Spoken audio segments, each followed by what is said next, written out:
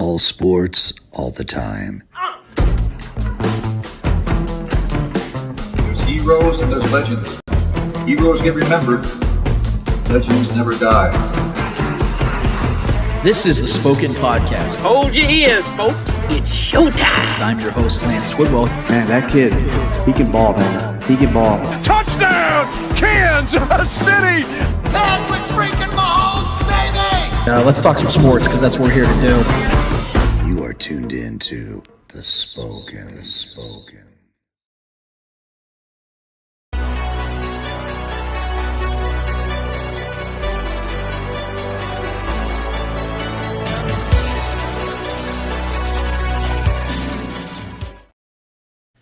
This is the Spoken Podcast. I'm your host, Lance Twidwell, here inside the Starcade Media Studios with my guy, Trevor Twidwell. What's good? Episode 242 is in full swing, full motion. We're so happy to be here with you and for you to be here with us.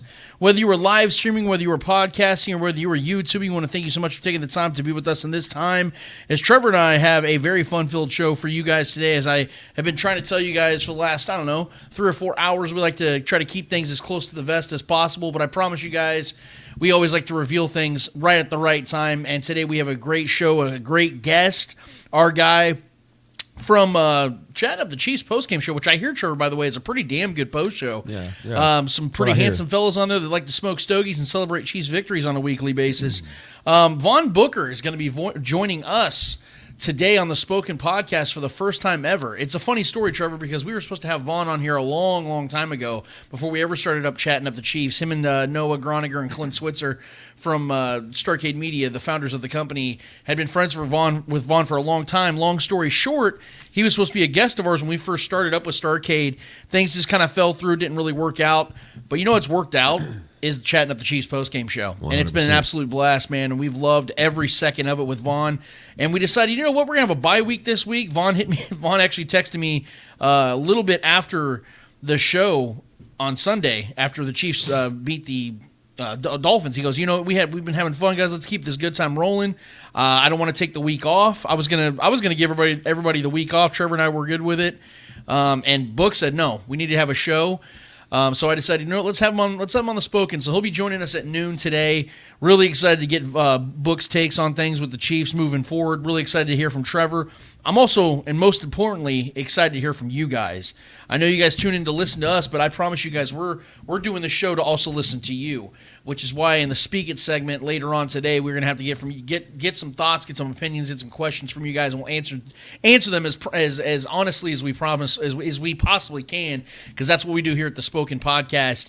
And if you've not already done it, and I think this is the most important part, get to our YouTube channel, guys, because that's where we're trying to really grow this thing. We have grown exponentially over these last several years on Facebook, on Twitter, pretty much everywhere else. YouTube is our real big focus right now. So if you are already a faithful viewer, a faithful consumer, or contributor of the show, go ahead and go to YouTube real quick, hit the Spoken Podcast, hit subscribe, notification button, and then get in those comments, because we want to hear from you guys. We've had a lot of new people, a lot of newbies, I would say, over the last several weeks. Yep. A lot of regulars. We love all you guys equally, and we appreciate all of you guys equally, because that is what we're here to do, is to make new friends, hang out with the same old friends, and have a good old time as we talk football, guys. So I want to start the show off first and foremost with something that might actually shock you guys a little bit. I'm not here because I know I am a sometimes consistent to a fault with my takes, or with something that I feel passionate about, something that I don't really care. Something I've always had a problem with, maybe not a problem, but it's just something I do deal with, is I don't really care if people like or don't like my opinion. I'm going to give it to you because that's the truth. It's where I stand. It's what I believe, and I'm always open-minded also for my opinions to be changed.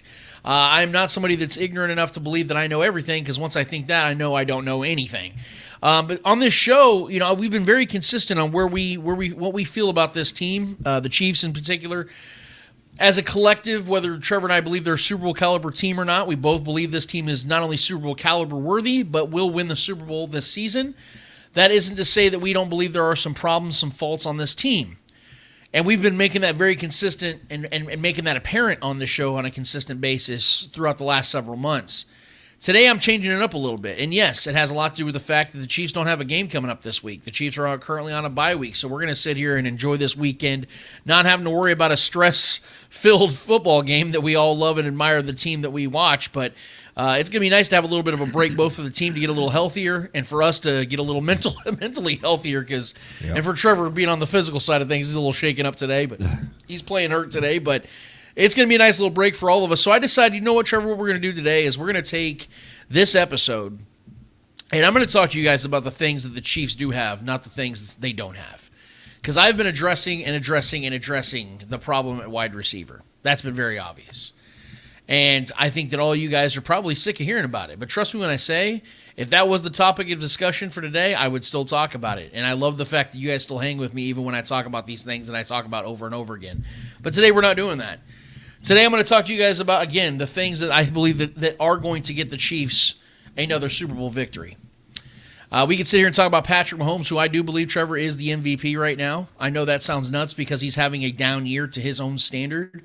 But even to his own standard, the man is third in yards, third in touchdowns. He's in top 10 in quarterback rating.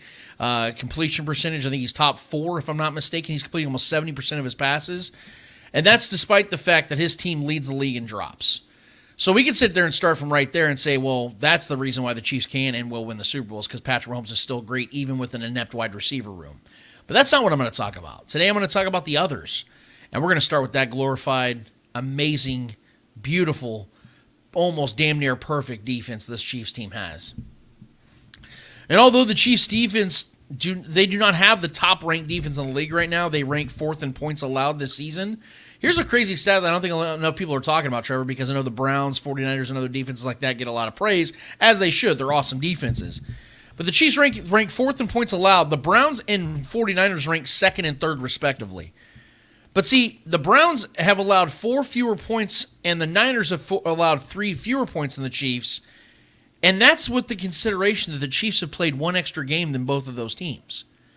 So the Chiefs are basically playing at the same exact level with 1 more game to their credit on the season so far because both those teams have already had a bye week, and the Chiefs obviously are having their bye week this week. So I think that's something that people need to consider as well, just how incredible this defense is. But I also want to look at this from an historical context when it comes to all-time great Chiefs defenses. See, the Chiefs have had some great defenses throughout their history, but maybe none better than the 1997 defense. And even though that 1997 defense finished first overall that season amongst all 32 teams, I think this 2023 defense is already on its way of being just as great. And let me explain why. Through 9 games of the 1997 season, Trevor, the Chiefs' defense allowed 133 points, allowed opponents to convert on only 38% of their third down attempts, and had 19 sacks. Very commendable. Awesome defense. Through 9 games of this season, the 2023 Chiefs defense has allowed only 3 more points with 136, has allowed opponents to score or to convert on 1% less of their third down conversions at 37%, and have 12 more sacks with 31. Damn. We saw this defense in 2022 finish 2nd in the league in sacks with 55. The 2023 Chiefs are on pace to finish with 4 more than the 2022 Chiefs did. This is also considering the fact that the 2023 Chiefs not only face a more talented league than they did 26 years ago, but have done it without Chris Jones in Week 1, Charles Omenihu for the first 6 games, and Nick Bolton already missing half the season.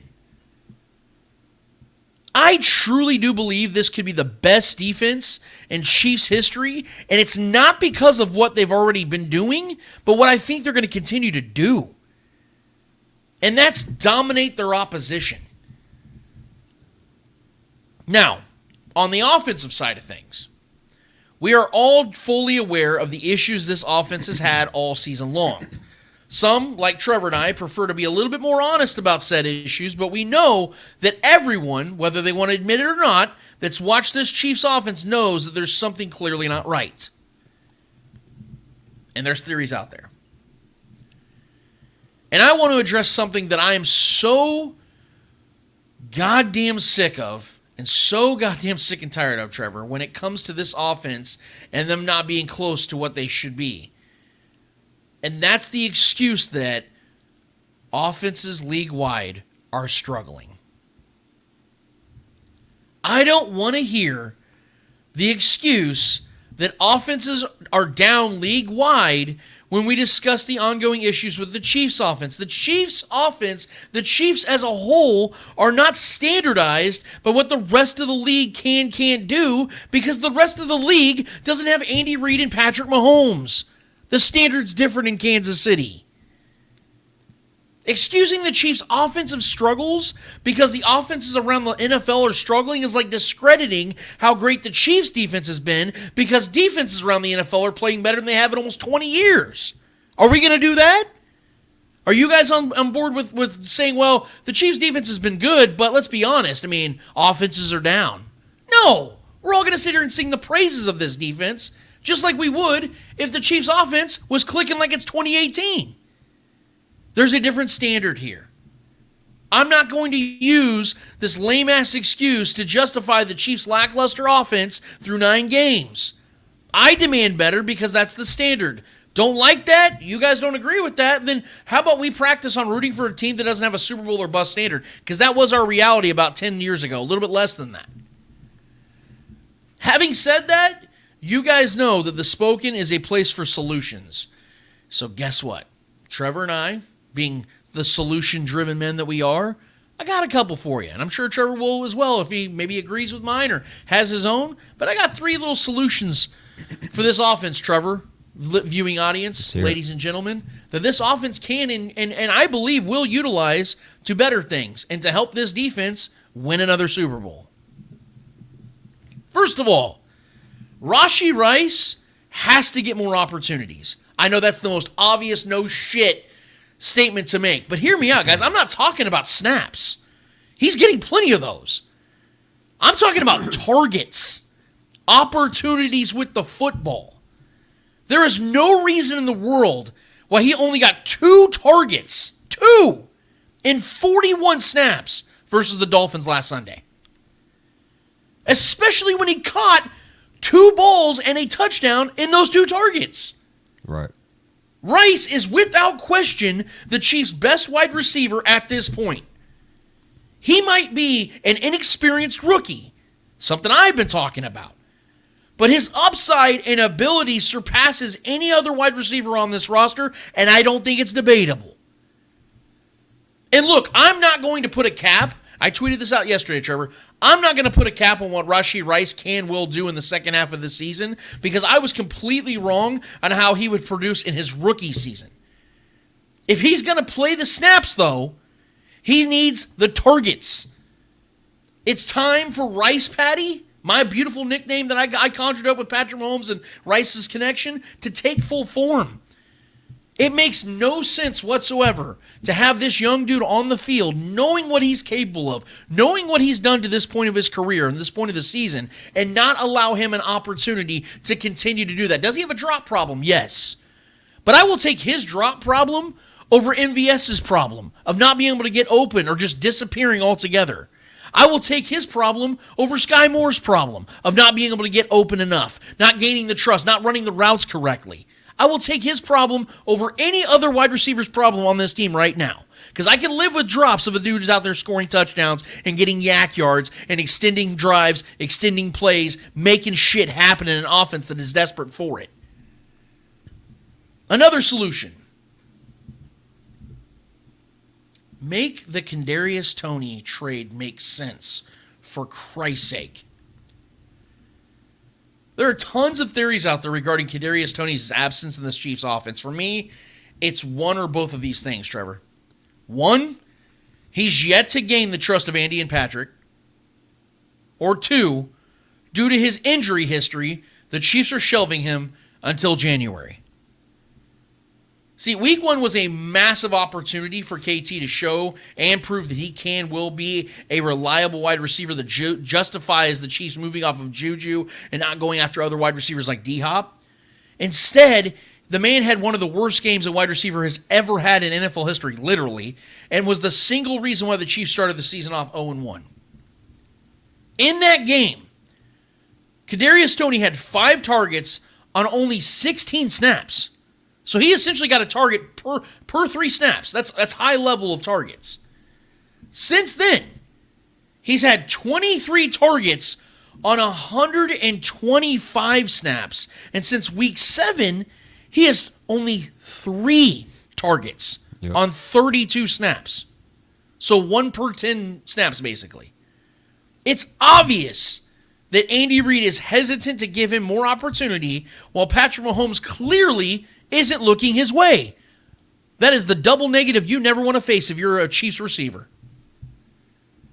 While his lack of reliability while on the field clearly factors in, I also believe, though, the Chiefs are trying to protect KT until they can use him when it matters most, which is obviously in January and February.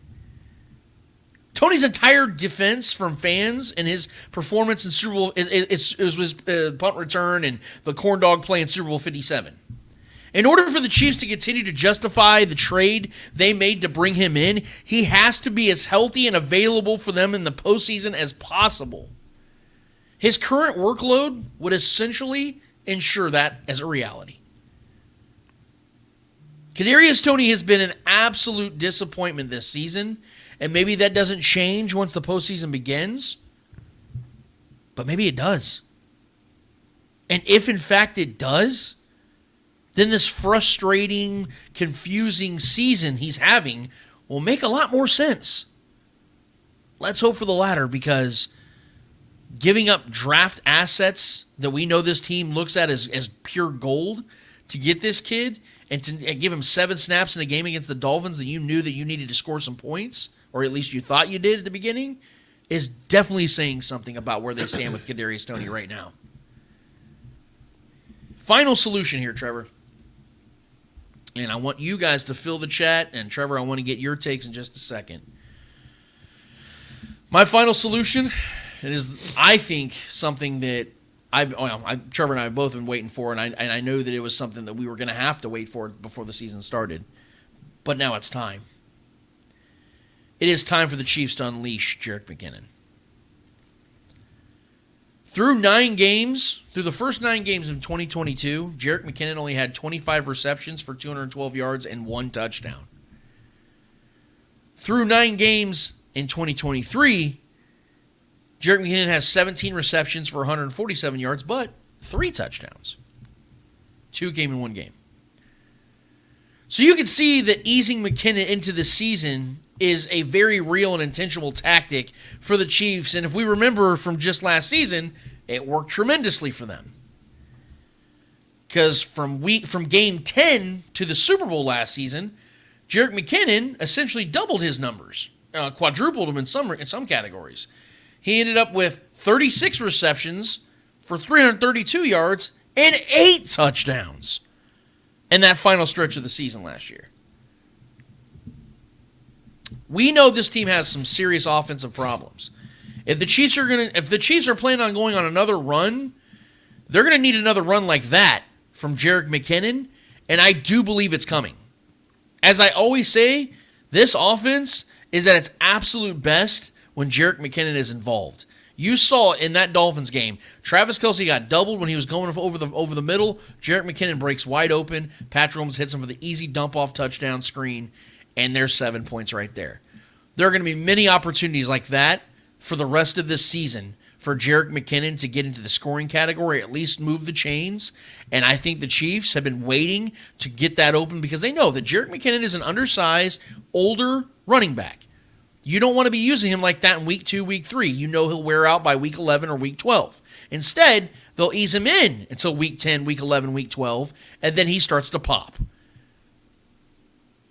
I don't like to be patient for certain things, but I'll definitely be patient for Jerick McKinnon's production, and I think that is a third, final, and most efficient way, solution-wise, for the Chiefs to up the ante on the offensive side and to help this defense, give this defense a little bit of a break where they don't have to play historic football every damn week to get an opportunity to squeak by a victory. This offense has opportunities to get better, to take the pressure off Patrick Mahomes and Travis Kelce to have to connect for 10 to 15 receptions for 150 yards and a touchdown for this offense to have any fluidity. These 3 things happen, if you get Rashee Rice more opportunities, more targets, you make sense of the Kadarius Toney trade, and you get Jet McKinnon utilized more, and you start to up his snap count, up his receptions and targets, I think this offense can go to another level. Trevor, what are your thoughts? I mean, I can't help but agree with everything you're saying, man. We see what it is when Rashee Rice gets the work, gets the targets, gets involved. Touchdowns are scored, and that was my biggest takeaway on our post game with Book chatting up the Chiefs was we took care of the ball in the red zone, right? We were scoring touchdowns, and who are the two guys that scored those touchdowns? It was Rashee Rice, and it was Jerick McKinnon, right? So I like getting those guys involved. I think those are the two guys that have a great nose for the end zone. I do think Kadarius Toney and Pacheco are two guys that are obviously, I think, are two guys that can do the same thing. So we need to get the guys that we know that are efficient with their touches more involved. You know what I mean?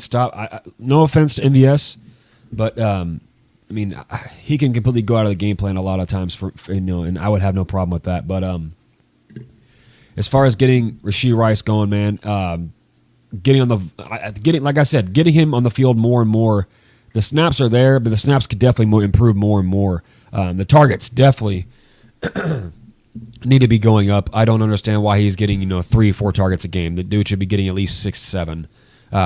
Because all he does is get those yards after the catch. He's tough to bring down. He's a bigger guy. Extremely good burst after the catch.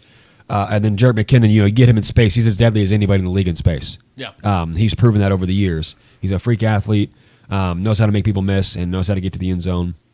Is a savvy, smart veteran, knows how to make the right plays, and has great ball security. Is a guy that's not going to fail us and lose the ball and things like that. So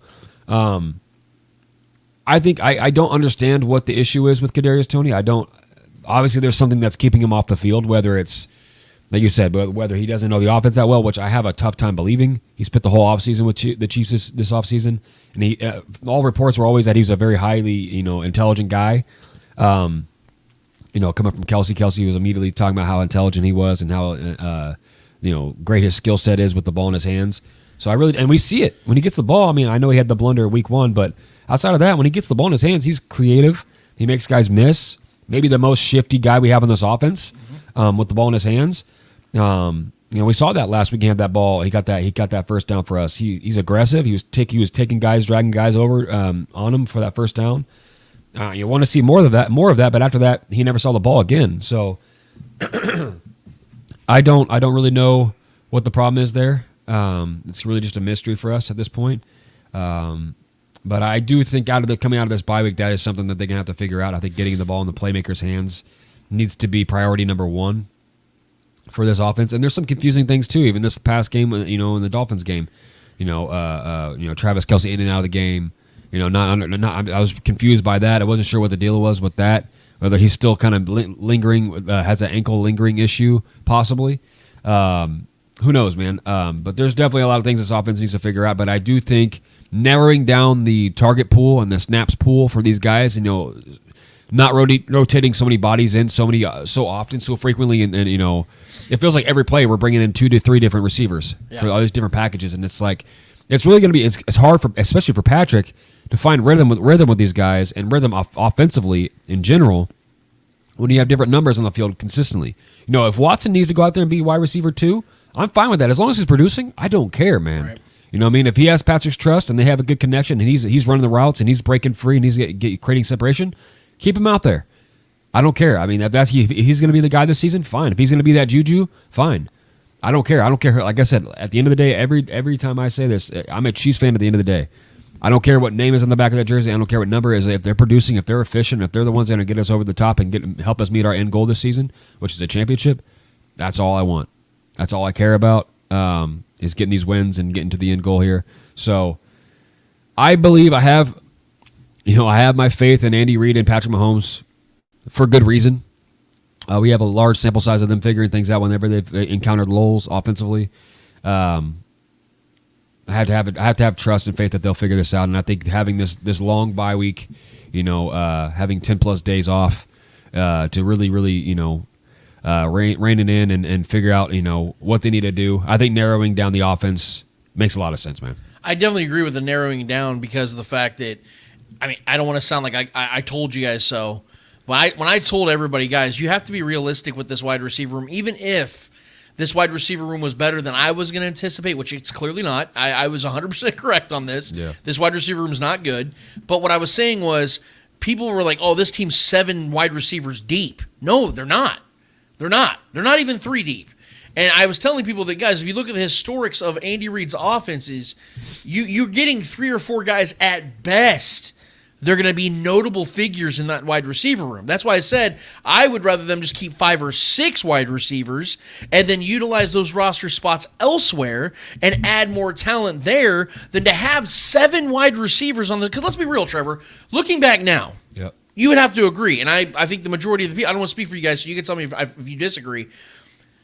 Looking back now, it was dumb to keep 7 receivers because those 7 receivers are not contributing to this team, and they never have. There have been, like you said, Justin Watson, if he has to be wide receiver 2, that man is a walking wide receiver 5. So for that man to be your wide receiver 2 in your logical perspective, that tells me that they're not deep at wide receiver, and they never were. Well, I think the reason they did that is because they didn't know.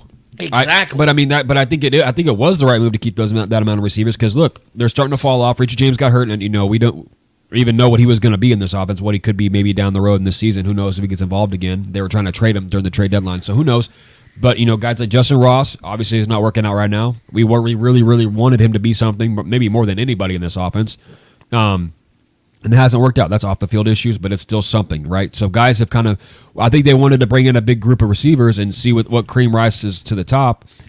And the frustrating thing is the cream is rising to the top, and it's Rashee Rice, and he's still not getting enough work. And I get it, he's a rookie, and I feel like Kadarius Toney is a guy that has been touted to be possibly a star, by our own GM, talking about he could be a star in this league, and he's yet to get any kind of utilization as even a jag in this league. Yeah. He's barely even on the field. So that's the confusing part to me, but I do agree with bringing that many bodies in and letting the cream rise to the top, and hopefully this bye week is what they kind of, self-evaluate and kind of just roll with those guys moving forward. I just think that if you're looking at this offense now, if we're talking about, I give the 3 solutions, obviously these 3 solutions only work, though, if Travis Kelce is healthy. Sure. Because you brought up the theory, or you're questioning, why was he going off the field so much? And third downs of all downs, you need Travis Kelce on the damn field. Yeah. He's their only true reliable weapon at this point. I did the numbers this season, Trevor C, because, like I said, these solutions, I can present them. We can agree, disagree on them. We can have discussions on them.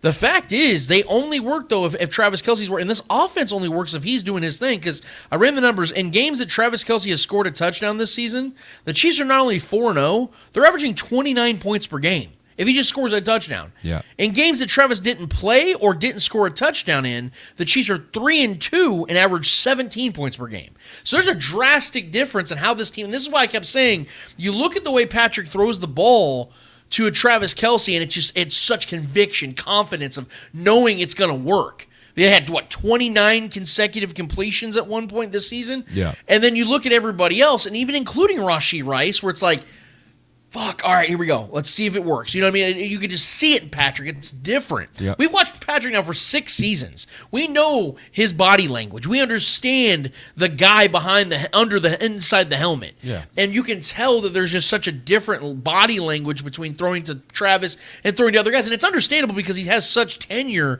with Travis, but this is also a concern that he's going to have to battle through as a quarterback to get, over the He can't even trust him. He has to come back on his route that he's supposed to, come back on, and that's his veteran receiver. You notice I haven't even mentioned his name? And his high. Well, I mean, listen, we're going to talk about this group. Let's talk about him holistically. But, yeah, I mean, I think you're absolutely right, and it's undeniable that this offense goes as Patrick Mahomes and Travis Kelce goes, as far as us scoring north of 20.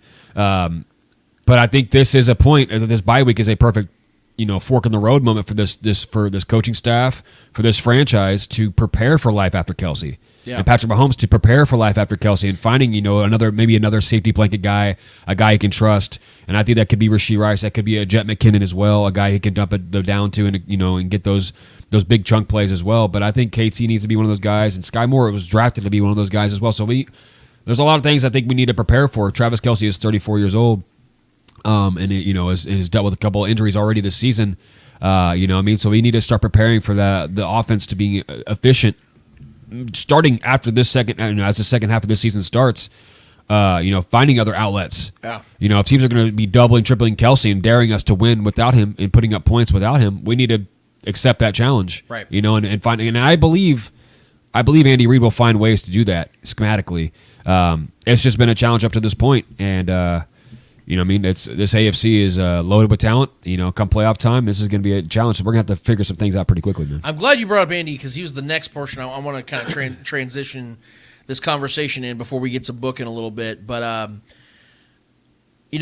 guys, Starcade, they have another show called Arrowhead Allies. Yep. I had a chance this week. I had an early evening after work, gym, all that stuff. I had an early evening. And I got back to the house and I saw they went live. I'm, oh, cool. I don't get to tune in very often because it's like an hour-long show, and I'll try to catch the snippets afterwards.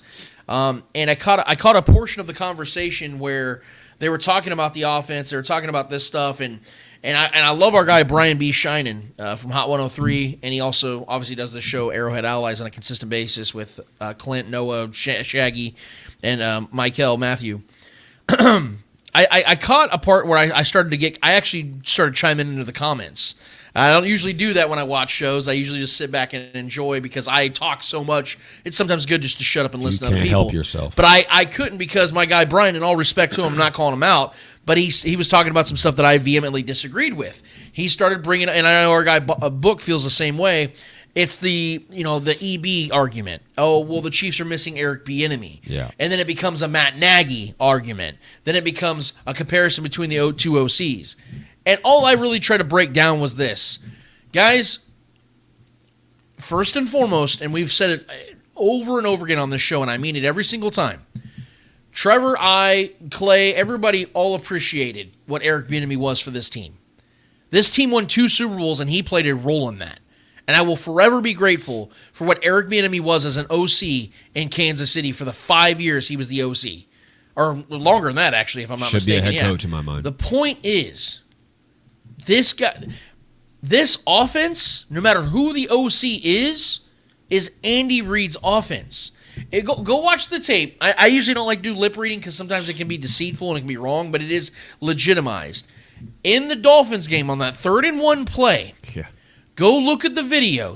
There's a video of Andy Reid looking at the play sheet, and he says, "Go pass," I'm thinking pass or something. He says, I'm thinking pass. You see him do the little hesitation face, ugh. Okay, go pass.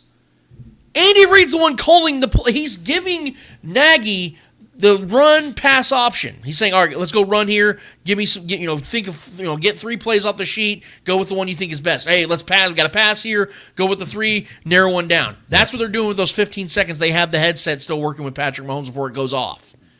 It's Andy Reid's offense. It does not matter if it's Eric Bieniemy as the OC or Matt Nagy. Sure, they have different styles as far as how they coach players. I know Eric Bieniemy, I loved it. He would get in your ass, like, motherfucker, and he would Travis Kelce, Patrick Mahomes, all the guys, they would have like little skirmishes on the sidelines. I actually kind of like that sometimes because it gets grown men fired up. But also sometimes it can wear people down. You can tune them out too. So there's a give and take with that. Nagy, that's not his way. He's a little bit more of a softer spoken guy. Will kind of sit down with you and give you the real, but it's in a little bit of a different way, a little bit more of a calmer way. I think it's because of the fact that he is a former quarterback. This guy played, I think it was the CFL, if I'm not mistaken, multiple-time MVP.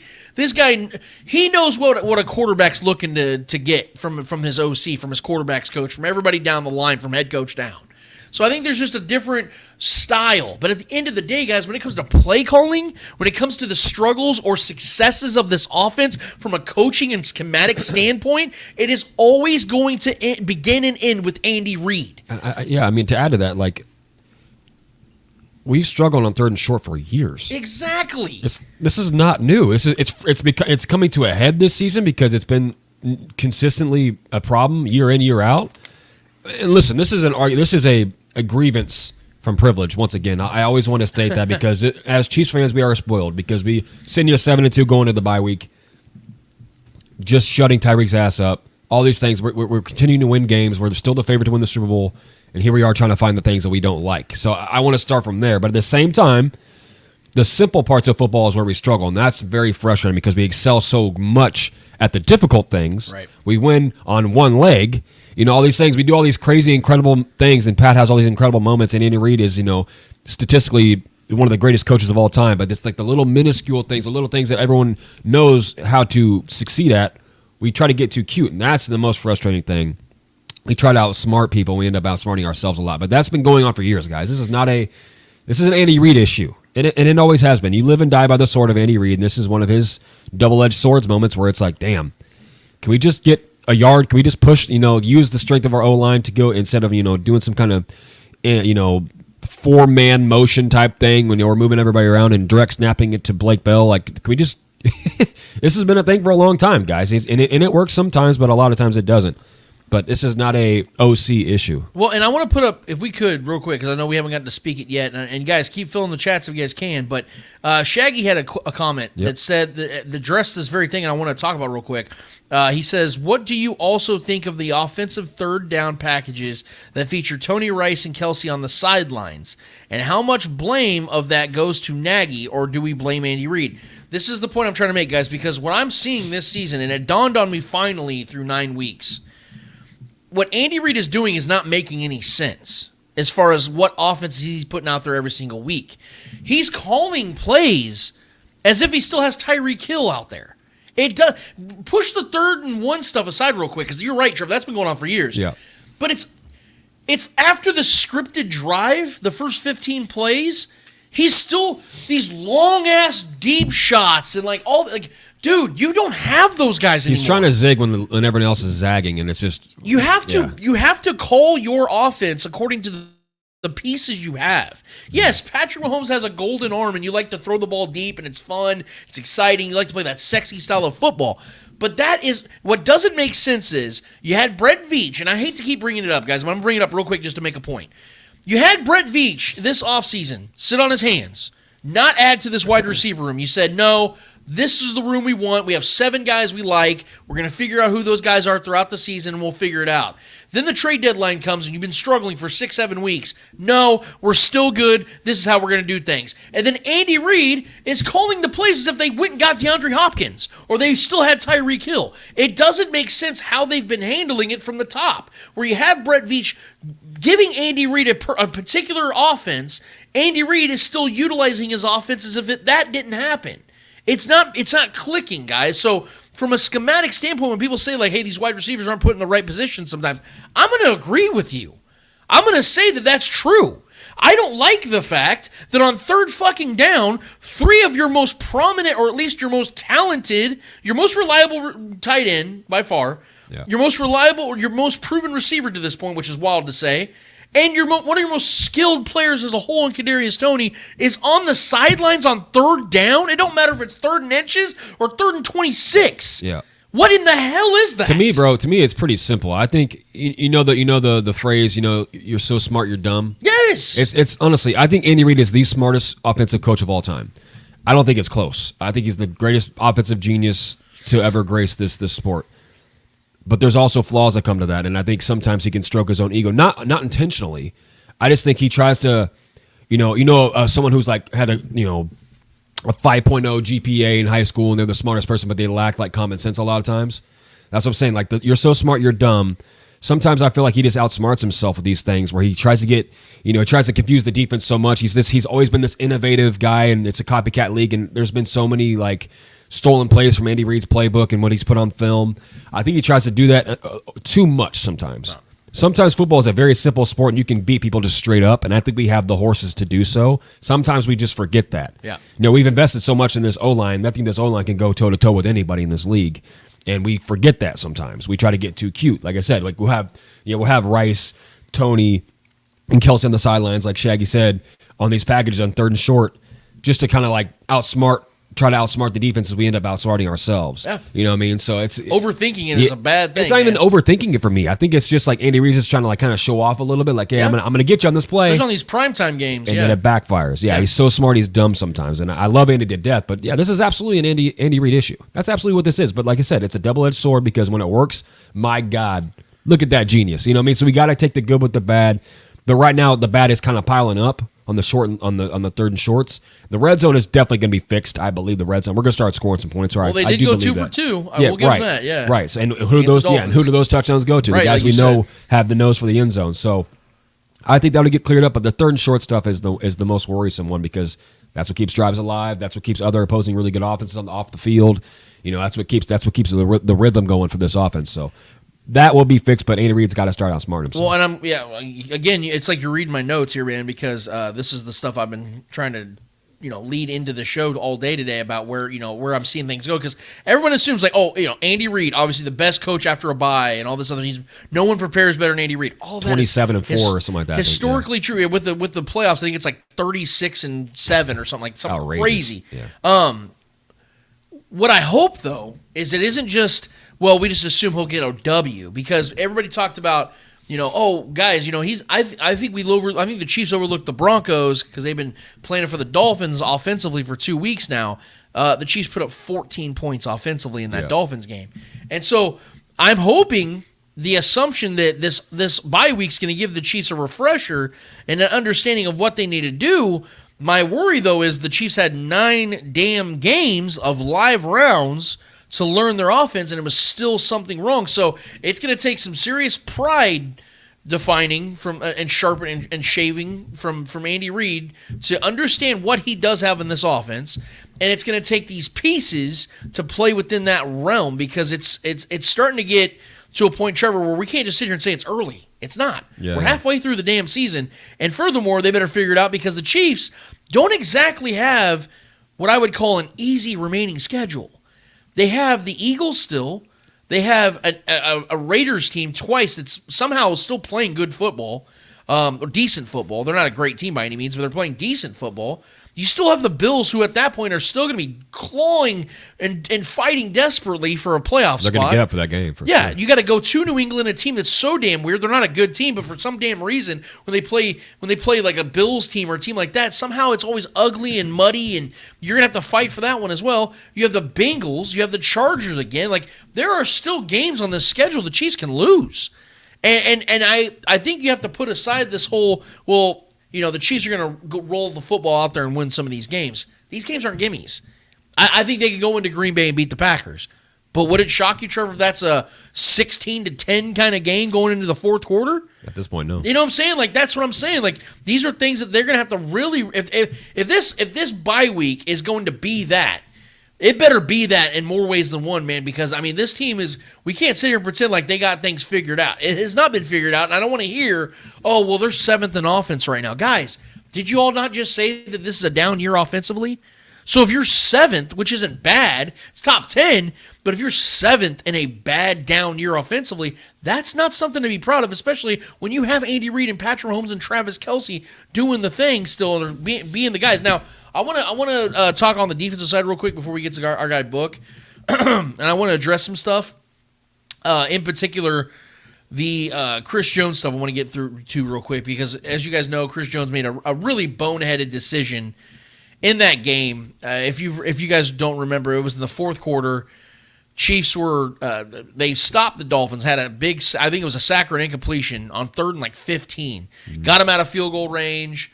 Chris Jones shoves an offensive lineman way after the play, gets an unsportsmanlike conduct, unnecessary roughness or whatever it was.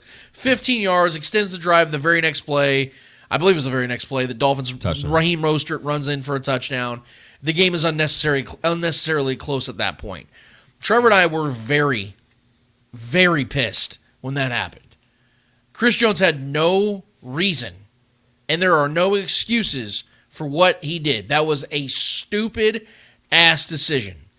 I will say, though, and I'm going to defend Chris here for a second, first of all, you can't compare this to that Colts situation last year because he did nothing wrong to Matt Ryan.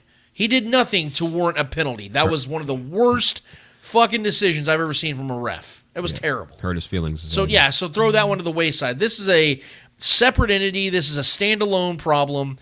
But I'm not going to kill Chris Jones. And I saw so many people jumping off the bandwagon this week. This is why the Chiefs didn't pay him. This is why I want this guy gone.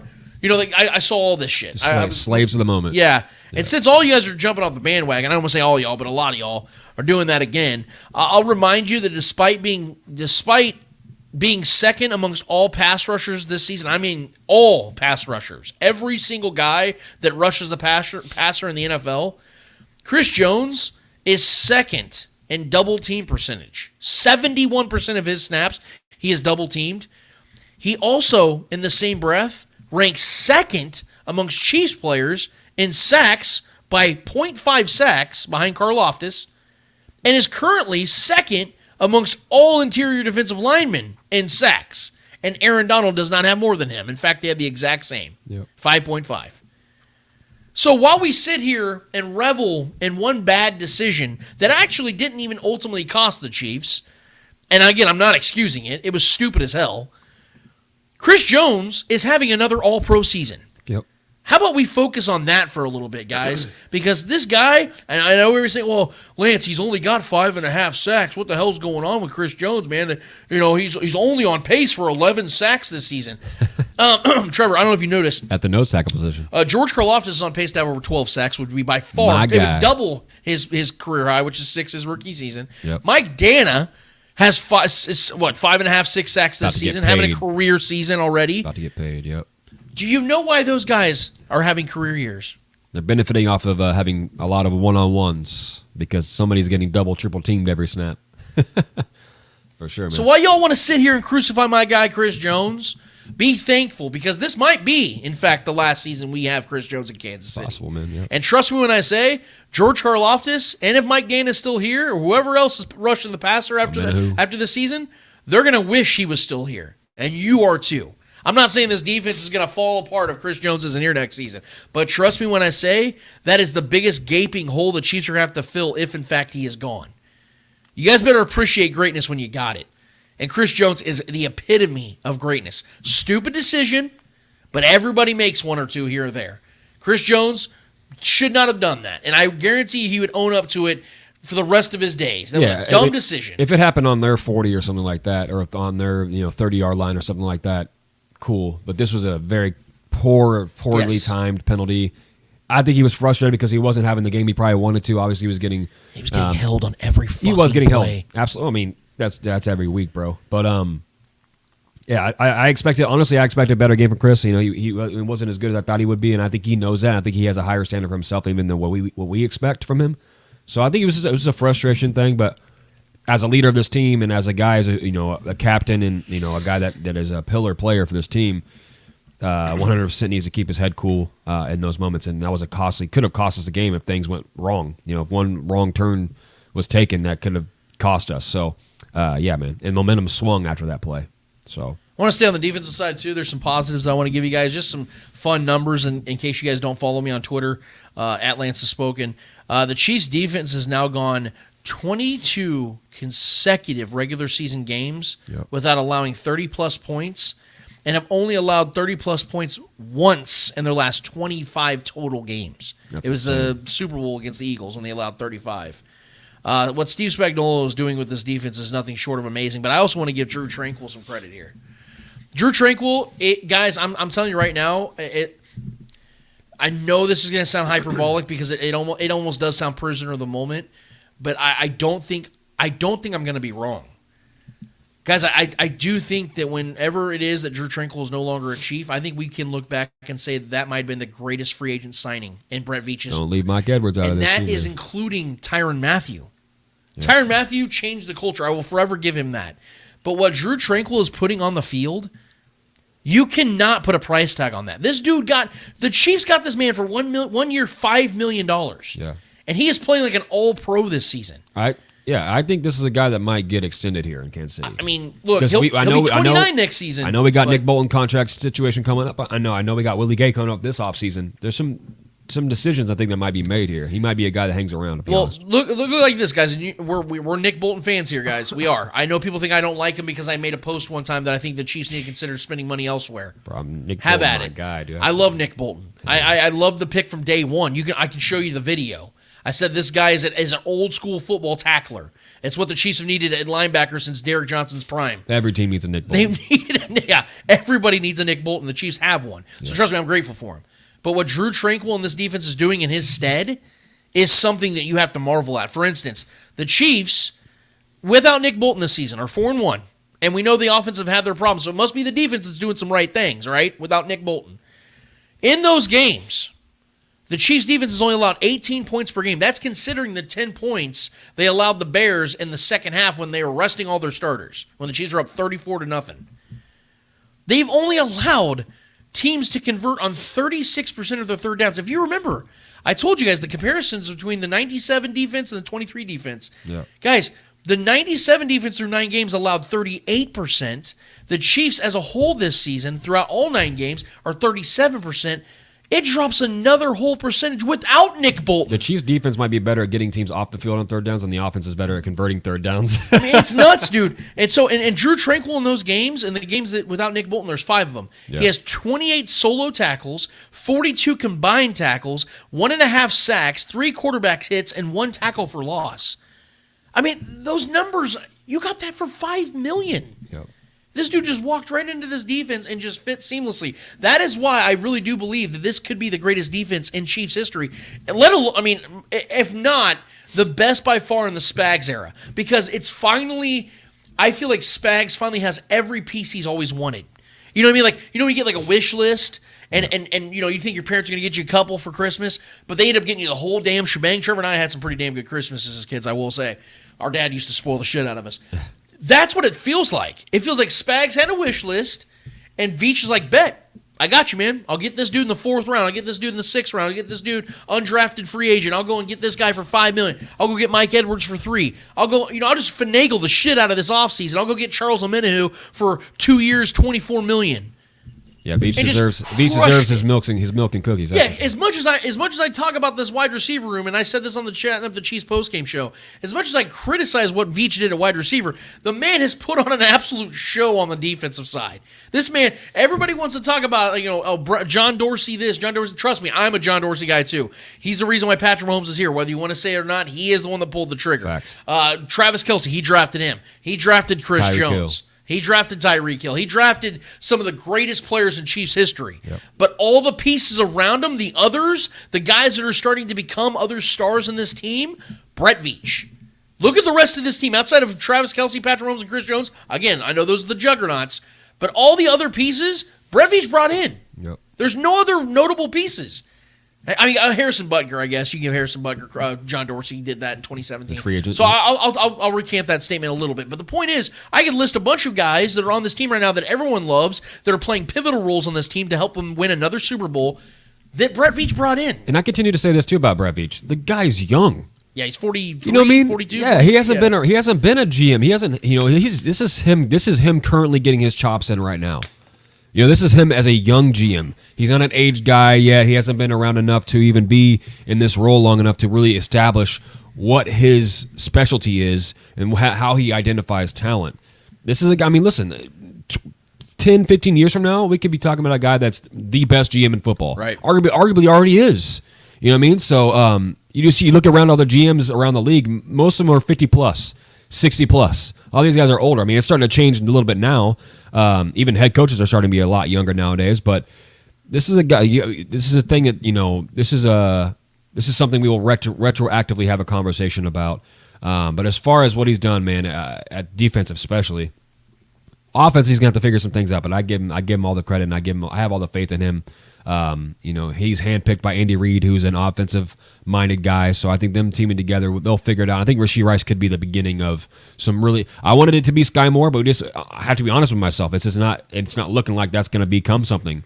I really had high hopes for Sky Moore. I thought he was great coming out of the draft, and I thought he was one of the steals of the draft, but hasn't worked out. But Rashee Rice could be the beginning of Brett Veach's, you know, starting to stack up some offensive talent here. Yeah, I agree with that, and I think that Brett Veach is. So look, every GM has their weaknesses. Yeah, and you can get better at them, and sometimes It's like I want to make the comparison of like being a DC and OC, and then you become a head coach, and it just doesn't really. Well, it's similar to look at Baltimore. It's similar really to the way that they've done guy. it. They've had Yeah. trouble finding good receivers, Right, But they've yeah. always drafted so good at defense. Zay Flowers might change that, but Possibly. you know, Yeah, but just the like point, Rasheed you're right. Rice. Yeah. Valid point. Marquise Brown was a good pick, I guess, too.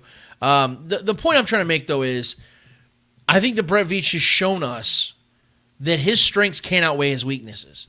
But we can't sit here and pretend like the weaknesses don't exist and they can't play a detriment to what the team's trying to do. This is why people think that I claim to know more than Brett Veach. No, guys, when you step back, sometimes being on the outside is a beautiful thing because you can see it from an honest perspective. When you're so far into it sometimes you get clouded judgment. And I think that sometimes Brett Veach has become accustomed to the idea that we'll just keep drafting a wide receiver and one of them will hit. Yeah. Go look at the Patriots. That's not a reality. They've drafted receiver after receiver after receiver. They haven't drafted an all-pro since Rob Gronkowski. Yeah. That was 2011. So that's the point I'm trying to make is I think that Brett Veach needs to take a step back, evaluate whether he knows what he's doing with wide receivers. If he feels he can still do it, go do it. Right. If not, man, it's okay to go out there and spend. You're going to spend anyway, and the cap's going to go up, the TV money's going to go up. Go and get a receiver from another team. Go get some 26-year-old dude. I think we already know who our target is this offseason. I mean, obviously, yes, but I'm saying, like, I'm willing. If you go and get a Terry McLaurin this offseason, if you go get T. Higgins. Yeah, or T. Higgins, yeah, you'll get a guy That's like who I that. want. Yes, absolutely. If you go get a guy that's in his mid-20s, you may have to pay him $25 million a year. Yeah. But if you know he's going to sure that up, and then you have him and Rashee Rice, and then the twilight stages of Travis Kelce, you draft another tight end, all of a sudden you have Patrick Mahomes at 28, 29 years old with a myriad of weapons. And I must say, this does feel like one of those seasons where it's like a midpoint to where something is going to explode offensively for this team, maybe the next coming seasons. I do feel like that is coming. I wanted it to be this offseason. We wanted D-Hop. I think that would have been a huge game changer for us. I think that would have moved the needle a lot. It didn't happen, man. And, there was interest on both sides, but it didn't happen. And D-Hop at the end of the day made his choice. I think the Chiefs really did want him, but we didn't do enough to get him and to acquire him, to sweeten the pot a little bit. But we have our group, man. We have to live with it right now, and this does feel like a midway point for the trajectory of this offense's, path to greatness and becoming great again after the post-Tyreek era. And we succeeded at that last year, but we did have a savvy veteran in Juju Smith-Schuster, and we're without that this year. We do have a veteran on this team, but he's not a savvy one in MVS, no offense, but it is what it is. He is who he is. So it comes down to us as fans, just crossing our fingers and hoping that this offense figures it out at the end of the day. And converting third and shorts is the biggest, I think, contributor to keeping drives alive in order to even score points. But I have faith, man. Yeah. I do. I have faith. And it's going to be interesting, too, because there's some big contracts to be discussed this offseason. You mentioned Nick Bolton. You mentioned obviously Creed Humphrey's going to get his money. There's no question about that. Trey Smith's going to get paid. I definitely think Trey Smith's going to get paid. Yeah. But there's other guys, too. Like, is Justin Reed going to be back next season? I hope so. He's playing his ass off this year. He's been great this year. And if not, he's going to get a payday because he's 28 years old? Yeah. He's going to get a payday. Yeah. Or 27. I think he's 27 now. Snead, man. L'Jarius Sneed. This is a guy that I said that look, he has been unreal this season. I don't pay corners, but man, dude, breaking up that duo between him and McDuffie is He's something. not going to get paid by the Chiefs. Yeah. That's been pretty obvious because if the Chiefs are going to pay L'Jarius, they would have already done it. Yeah.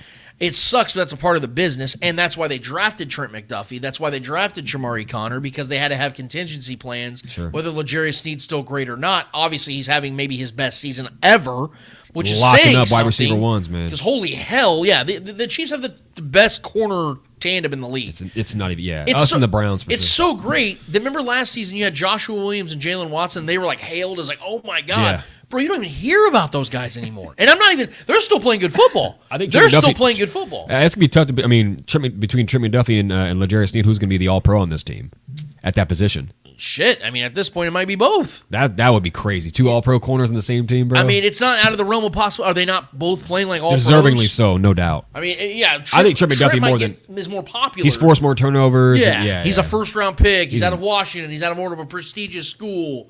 He makes bigger plays. Like L'Jarius just locks you up. L'Jarius is the lack of production he's given to wide receiver ones. He's just absolutely nuts. shutting him down, bro. It's nuts, man. wild. And he needs to get all the. But my point is, there's going to be some there's going to be some pieces that are going to be moved around over this next year, and I hope you guys are ready for that, because I think like what Spags is establishing on the defensive side is something that I do believe can be replicated.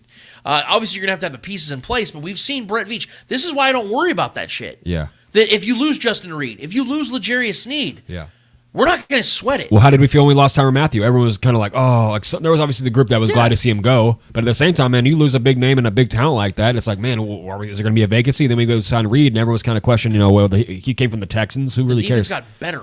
Yep. You know what I mean? Like, the defense got better from one season to the next after losing Tyrann Mathieu, after losing Frank Clark. Like, these defenses continue to progress. That's what I'm saying. Like, and I'm hearing the rumors about Steve Spagnuolo, and maybe he'll be another coaching opportunity as a head coach. Guys, I don't want to speak like a homer here, and I know that sounds weird coming from me, but Spags is in his 60s now. Yeah.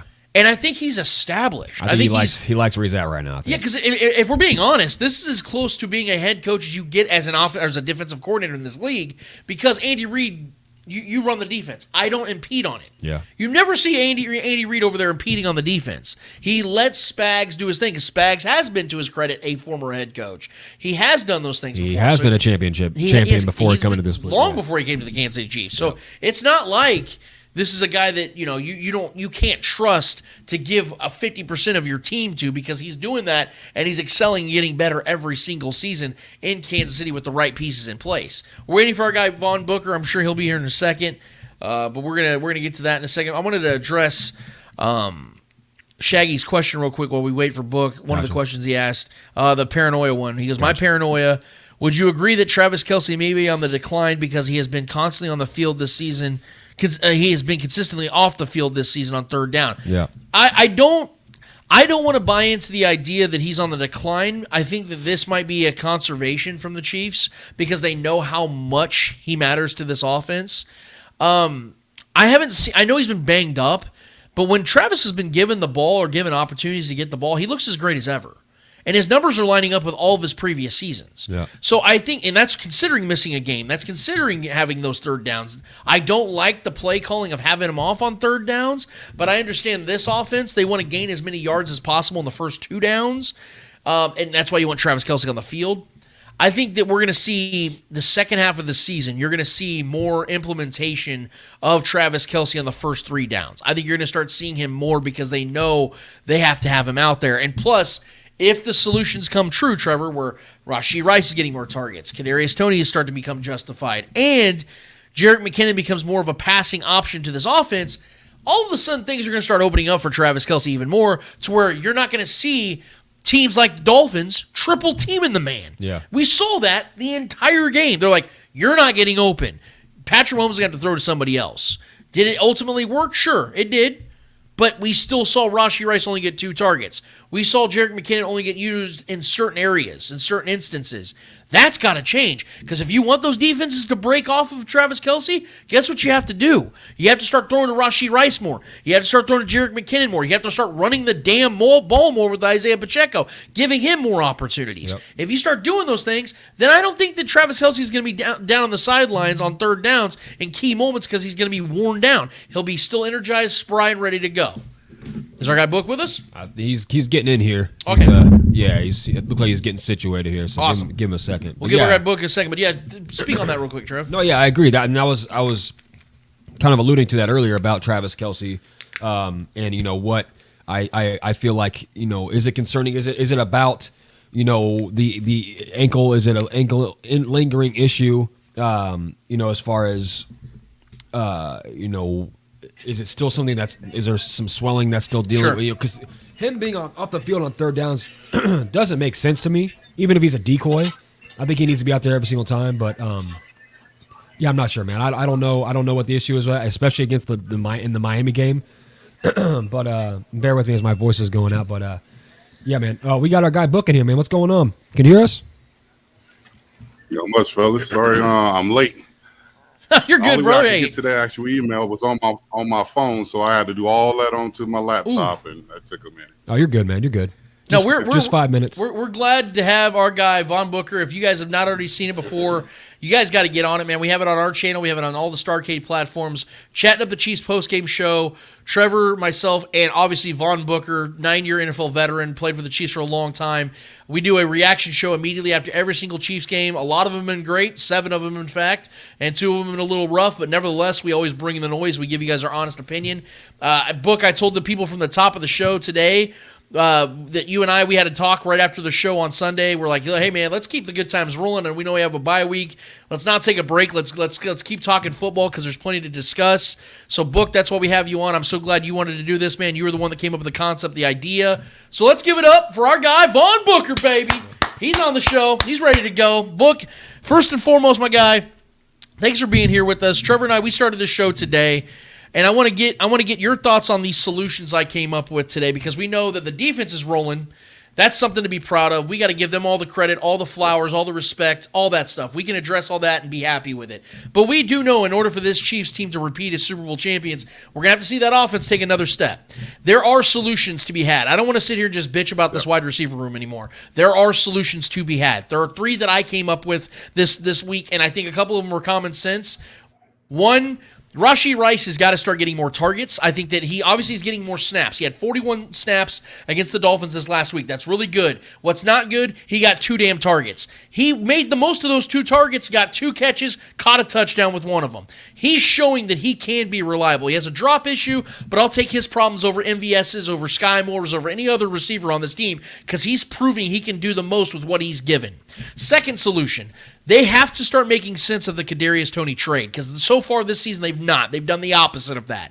You got to start getting this man more targets, more opportunities to become a playmaker for this offense. You're not doing that to this point. I know that he may not have the trust of Andy Reid, Patrick Mahomes, but you guys put the faith in this guy, called him a star from both Brett Veach and Andy Reid. Tried to make this guy a star, give him opportunities, let him prove that he either can or cannot do it. You got to start getting this guy rolling in this offense. And the third and final solution that I had, Jerick McKinnon has to start getting unleashed. You saw in this Dolphins game the little dump off screen when Travis Kelce's running to the left side. He's double teamed. Jerick McKinnon breaks open on the right side. Patrick dumps it off, walks into the end zone. We saw this happen time and time again last season. I believe it's going to happen time and time again this season. They eased him into the year. He's an older, smaller running back. You don't want to utilize him too much in the early parts of the season because he can get worn down. You utilize him in the back half of the season, and I think that's what they're going to do again. And I think that's how this offense is going to take a massive uptick and become the offense, or at least close to the offense that we expected them to be. But Andy Reid has got to get out of his own way. He's got to stop thinking about things and overthinking, overreacting to things, or utilizing his smarts so much that he ends up outsmarting himself, like Trevor said earlier. Allow this offense that you guys built intentionally, utilize it to their strengths. And I think those 3 solutions are the way to go about it. What do you think, Book? How does this offense do it? I kind of agree with you. I think if you give McKinnon a chance, he'd probably turn into our number 1 receiver coming out of the backfield. As far as everybody else in that receiver room, I needs more, passes thrown his way. He's showing that when it does come his way, he's making plays with it. So to the well, until the well runs dry, the other wells are already dry. You know what I'm saying? So let's get Rice the ball more often. MVS have no solution for what's going on with that kid. I think he's playing inside of his own head, and just not bringing it to the field. As far as Toney, I'm dumbfounded what happened to him as of what he contributed last year. I thought he had a great offseason. He all down in Texas, ripped up, making incredible catches, but it's not coming to the field this year. I think we get him out there, throw the ball, let him see what he does with it. I think he's over that drop session that he had the first part of the first 4 games of the season. But let's see what he can do. Let's see where these guys are, because we're limited in Travis and Rice, showing up here and there. We're very limited on offense right now. So we got to give these guys a chance since we didn't go out there and trade for anybody. And that's where we are right now, because they are the weak link of our whole team, and they're bringing the offense as a collective down. Other aspects of our football game is pretty good. Defense is kicking ass. So, I'm not really worried that much. I know they're going to get better throughout the year And on special teams, those things are like sporadic. So when you have a chance to make a play, make the play. But offensively, we're known for being one of the most powerhouse offenses in the NFL. And we're not showing that this year. And we have a lot of problems that's facing us right in the face. And it don't appear to be that we're addressing them. So I agree with you on those solutions. McKinnon definitely has to get more opportunity. I think Pacheco is really doing well back there and holding that down for us. So him coming in third and long, being that really our number one passing option other than Travis. So I think we'll get better. We just got to figure it out, and we know what it is. We just have to do it.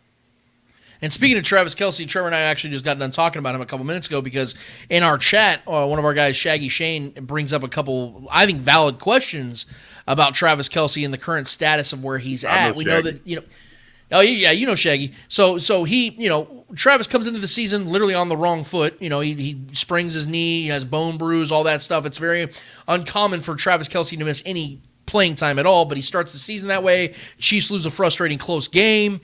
And then ever since then, it looks like when Travis Kelce's given opportunity, he excels and he looks like his old self. So I don't think it's a decline necessarily. He is getting older, and that decline is inevitable. It will take place.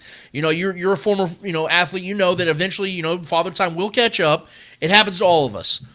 But I don't think that's necessarily what the context of this season is for Travis Kelce when he's off on third downs and things of that nature. I think what the Chiefs are doing is they're playing the conservative long game with Travis Kelce, a lot like, ironically, what we were just talking about with Jerick McKinnon. You have to kind of ease some of these older veterans into these seasons because it's a long, grueling season, 17 damn games, and that's just the regular season. And the Chiefs are planning on playing 20 games this season. You better have Kelce as healthy as possible. And so I think that what you're seeing is the Chiefs are utilizing Travis in a slow uptick, and then you're going to start to see him become more and more of a piece. Did we lose Booker, by the way, Trevor? No, he's good. Okay, I couldn't hear him anymore. I think that's what you're going to see from the Chiefs is you're going to see more and more production. I just muted my microphone. Oh, okay, no problem. I heard silence. I'm like, man, I hope I'm not going on this tangent. My guy Book don't even hear me. But the point is, I think that's what's happening. I don't think it's a decline. I think it's just the way the Chiefs are using him right now. I still think he's going to have 1,000 yards this season. I think he's still going to have upwards of 10 touchdowns. Travis Kelce's going to be fine. He's going to continue to get his usage because he's still great. But what are you seeing? Do you think it's a decline, Book? Do you think it's the same thing I'm thinking? Or what are you seeing from Travis Kelce so far this year? I'm seeing him playing at the top of his game still. I know eventually he's going to get to the top of the mountain and start going back down the other side. Like you said, we all do. I'm to the point to where I don't even play football on Xbox, so I know my game over. But right now, Kelce is really balling. Like I said, he's our number one weapon, and he's put our whole offense on his back. Even with Mahomes, shaky here and there. He was sick during the Broncos game. I felt like that really attributed to but Kelce, he's a bad man. He's proven time that he's a guy that can be relied on, whether he's hurt, anything. So until he starts showing some serious decline, I'm still gonna have him climbing the hill. I like that. And when it comes to the offensive line, this is something I know you've been and Trevor and I haven't even discussed this today. Because of the fact that I think that the offensive line for the Chiefs has been really good and then very questionable, but it's not been discussed enough this year because I think people focus so much on Patrick Mahomes' sack totals, and he's obviously not getting sacked a lot this year, but there have been some pressures on the outside. We've seen Donovan Smith, we've seen Juwan Taylor really struggle this year at times when teams really put a good pass rush together and get those stunt blitzes when they get 4 guys that are legitimate. The Chiefs have the Eagles coming up in a little over a week. That's one of the best front sevens in the entire NFL. And, if the Chiefs are going to have some problems or they're going to fix these problems, they better do it quick because it isn't just the Eagles. They have some other good defenses out there that can get to the quarterback coming up on the rest of their schedule with Max Crosby with the Raiders and Joey Bosa with the Chargers coming up at the end of the year. I mean, you got Hendrickson for the Bengals, and the list goes on with these other defenses the Chiefs are going to have to face at the tail end of the year. Are you overly concerned about this offensive line? I know you've had some very strong criticisms on Juwan Taylor and the amount of money the Chiefs paid him, and he's struggled. They've had to chip a lot with the running backs and Travis Kelce as a tight end on that right side, a lot more than they probably thought or anticipated they had to this year. Do you think there's going to be some growth of the offensive line as well, or do you think this is going to be something they're going to struggle with all year? I think it's something they're going to have to struggle with all year until those guys really learn how to play collectively together. Like you said, we've had some great interior from our guard and our guards and our centers, and our tackles just been kind of inconsistent. I know Smith, he's had a great pass rushing some kind of numbers, but the penalties, those things count. You know what I'm saying? So they just have to gel more together until they do, and until they can pick up blitzes by themselves and pass them off. We're going to have to continue to chip with Travis and the running backs. So I think we're going to continue to struggle until we figure it out. And it's just going to come with time and trust from the quarterback and getting those boys together. Now let's go to the defensive side of things, Book, because I know this is your side of the football, and I know this is what we love to talk because it's been the highlight of the season, as we talked about over and over again on the Chatting of the Chiefs postgame show. You know, I did a comparison this morning, and, you know, you obviously were a Chief in the 90s. In particular, you were a part of arguably the greatest defense in the history of the Chiefs organization in 1997. In fact, you had a career high in sacks that year with the 4 sacks that you had, and you played a very pivotal role in that defense being as dominant as it was. I look at this Chiefs defense this season, man, and they're the only defense, I think, since 1997 that can even be compared to that 1997 defense. It's because of the numbers they're putting up. So through the first 9 games of the 1997 season, you guys allowed only 133 points. You only allowed your opponents convert on 38% of your third downs and had 19 sacks. And you had 4 of those, by the way. Through 9 games, the Chiefs defense is they've allowed 3 more points with 136. They're allowing almost the exact same percentage of third down conversions with 37 and have 31 sacks on the season. So you could talk about how the game has changed where guys are passing more, so there's more opportunities for sacks to occur. The fact is, this defense is playing at a very high level to where we have to start looking at the historics of it.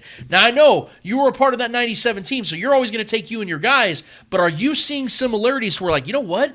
This is one of the greatest defenses this franchise has ever had, and I see sustainability in it. Is that what you're seeing as well, Book?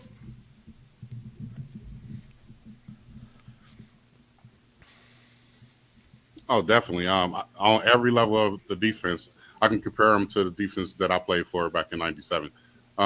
Defensive line wise, those guys get after it. You know, we got guys coming off the bench that can continuously get pressure wide. Guys like Chris Jones is off the field. A linebacker wise, I mean, I don't really want to compare anybody to Derek Thomas, but, you know, we don't have one of those just yet. But collectively, those guys get those, and they're playing well. Defensive back wise, we had a guy named Dale Carter that would shut down anybody. You know, and I don't feel bad about putting seed on everybody's number 1 receiver. You know what I'm saying? And McDuffie is having an incredible year so far.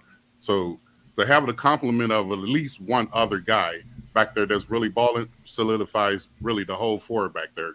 If we can just continue to play well collectively, and these guys are doing that. Of course, we have some bonehead plays here and there.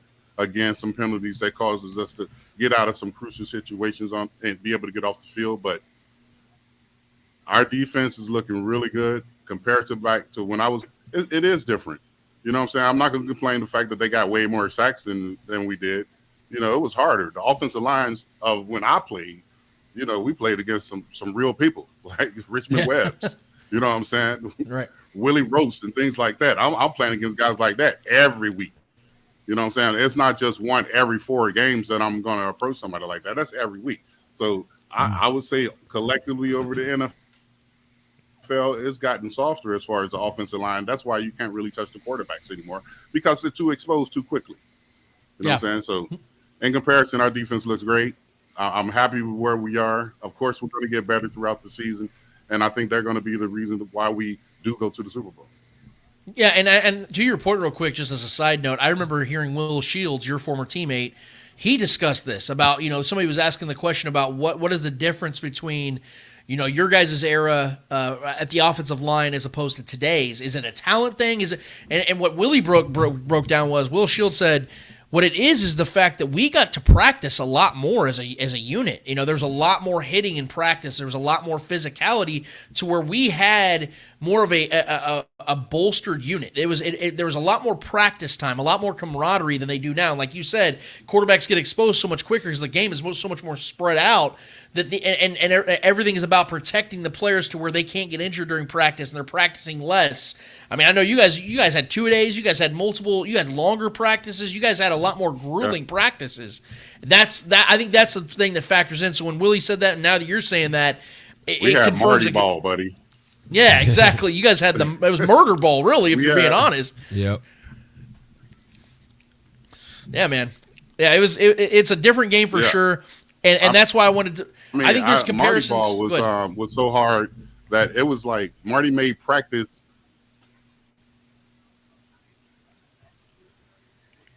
I don't know if you can hear me.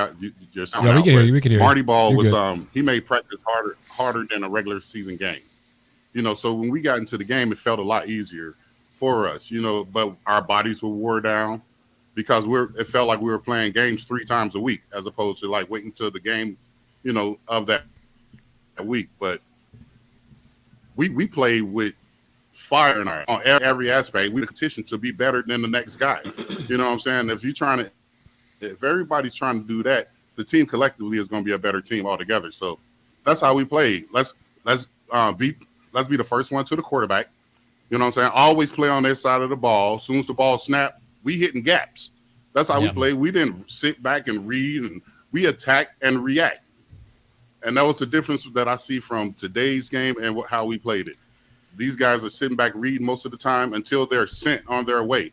Regardless if it was a run or a pass, we were attacking the ball, and that's how we played it. And that's how DT and Neil Smith and Dan Solomon, when I came into the league, that's what they told me. We don't play on this side, we play on their side. A couple more questions.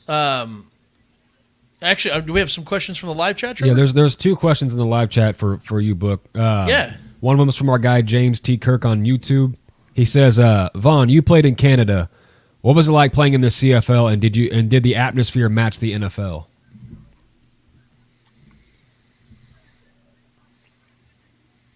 I can read it, but I didn't hear you. But what was like playing CFL? Well, CFL, I'll tell you this. Coming from college and going up to Canada and playing for the Winnipeg Blue Bombers, it was a shock to me. I'm telling you, the first thing that really made me figure out that American football and Canadian football was different was it was punt. It was third down. They punt on third down, right? So somebody was playing, punted it too, they caught it, and kicked it right back to him. I stopped running. I was like, what the hell is that? So, the rules are definitely different in so many ways. I lined up all sides about 3 times straight. I forgot that you got to be a yard off the ball. The end zones are huge, sideline to sideline. You get tired just running to the bench. It's crazy up there, but it's fun. And those guys, they love their style of football, and they know the game. And they do come out and support, especially when I played in Winnipeg. It could be 30 degrees below zero. They still out there. So I had a great time playing for the Blue Bombers.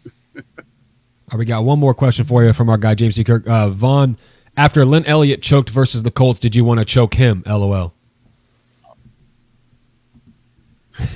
You know, we all were upset at that time. I mean, everybody in the stadium, not just the players and coaches. But he was our teammate. And, you know, you got to take the good with the bad. It was a lot of guys on the team that really was, like, pissed at him. So where y'all do know he never came back into the locker room, right? Like, he literally wore his uniform home. And that's sad to say for a guy that went through everything with us. You know what I'm saying? Yeah. I didn't turn my back on him. It was unfortunate that it happened. It's part of what the game is, you know, and it was a crusher, believe me. I felt it in the spirit of my soul. But, you know, it could have been. Damn. Yeah, I will say this, Book. That was one of the first times I can remember crying. It was one of my first memories too. I think I was about 6, 7 years old when that happened, and I think that was my first hit of depression of my entire life. Yeah, man, it was a tough time. It was hard to accept that. I'm old as hell.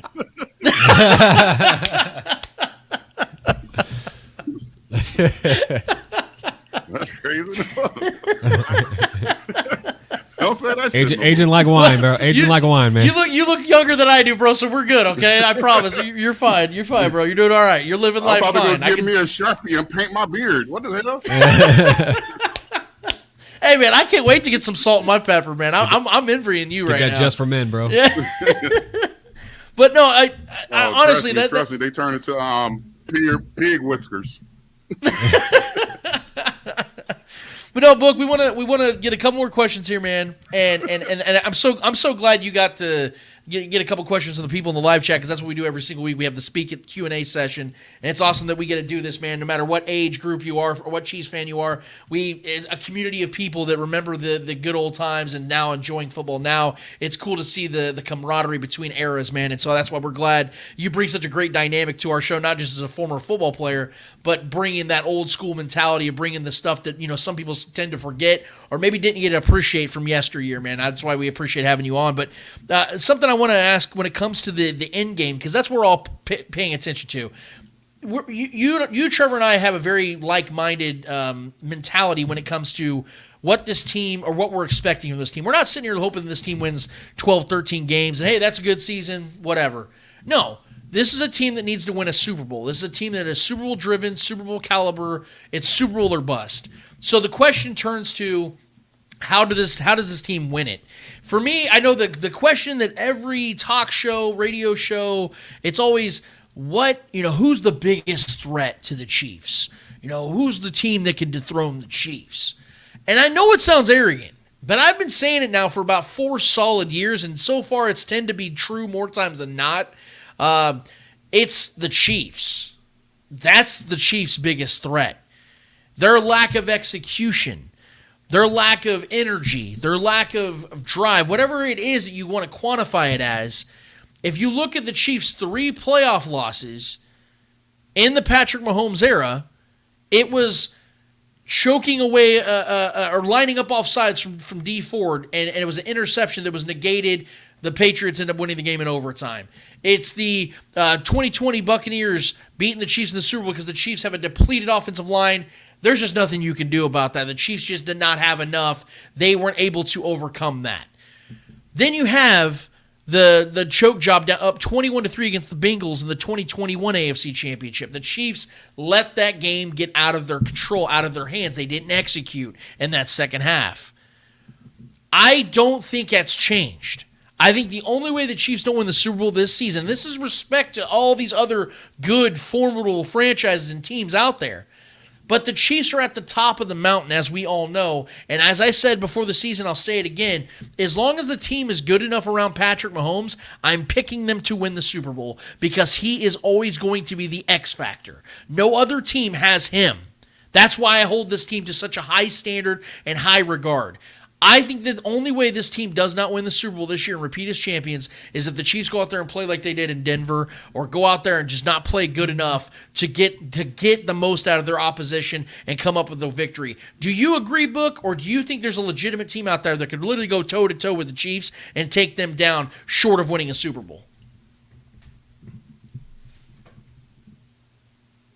Oh, right now, the way we're playing right now, I think it's several teams. I think the Bengals are climbing to what we expect them to be every year since he became the quarterback. Baltimore is balling on all cylinders. So those teams, especially Baltimore right now, I will put ahead, until we can get these small things fixed that, like you said, we're doing to ourselves.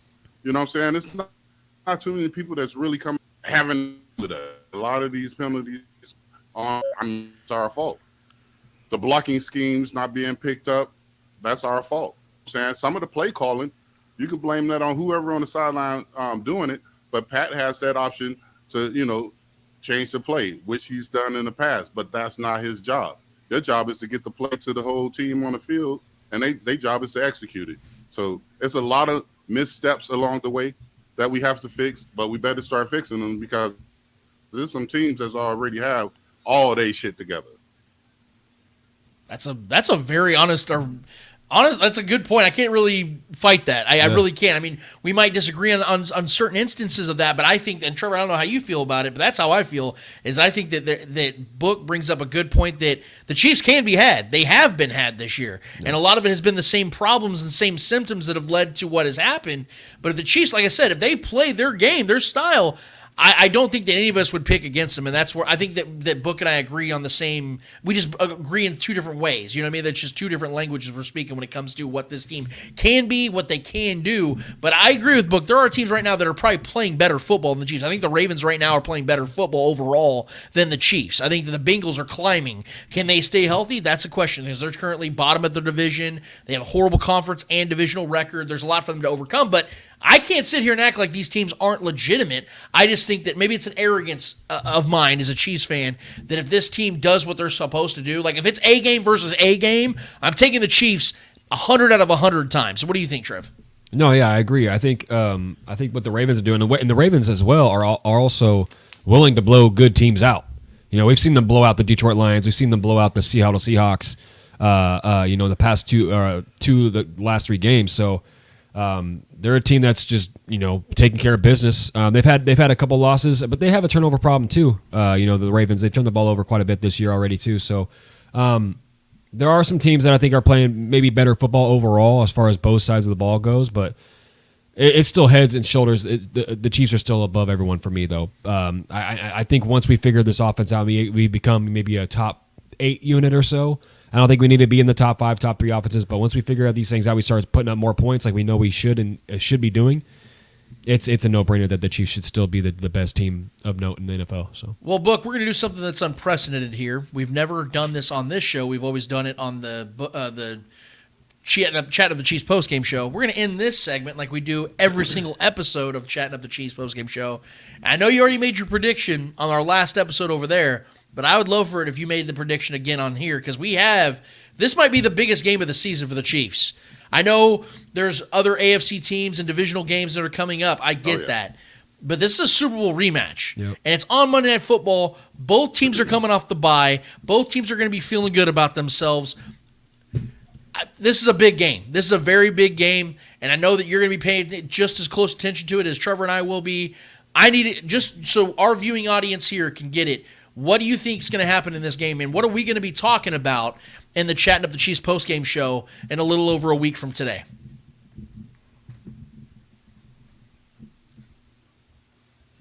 Well, I know it's going to be a great game.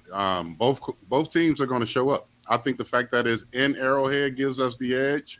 I think it's going to – when we play big under the lights, so I'm not really worried about the aspect of it being too big of a game for us.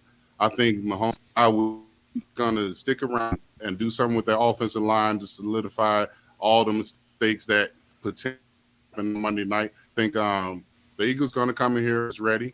Overall, I'm always going to stick with the Chiefs, and I know a good close game is going to be a shootout pretty much, unless our defense consistently stay up with their defense.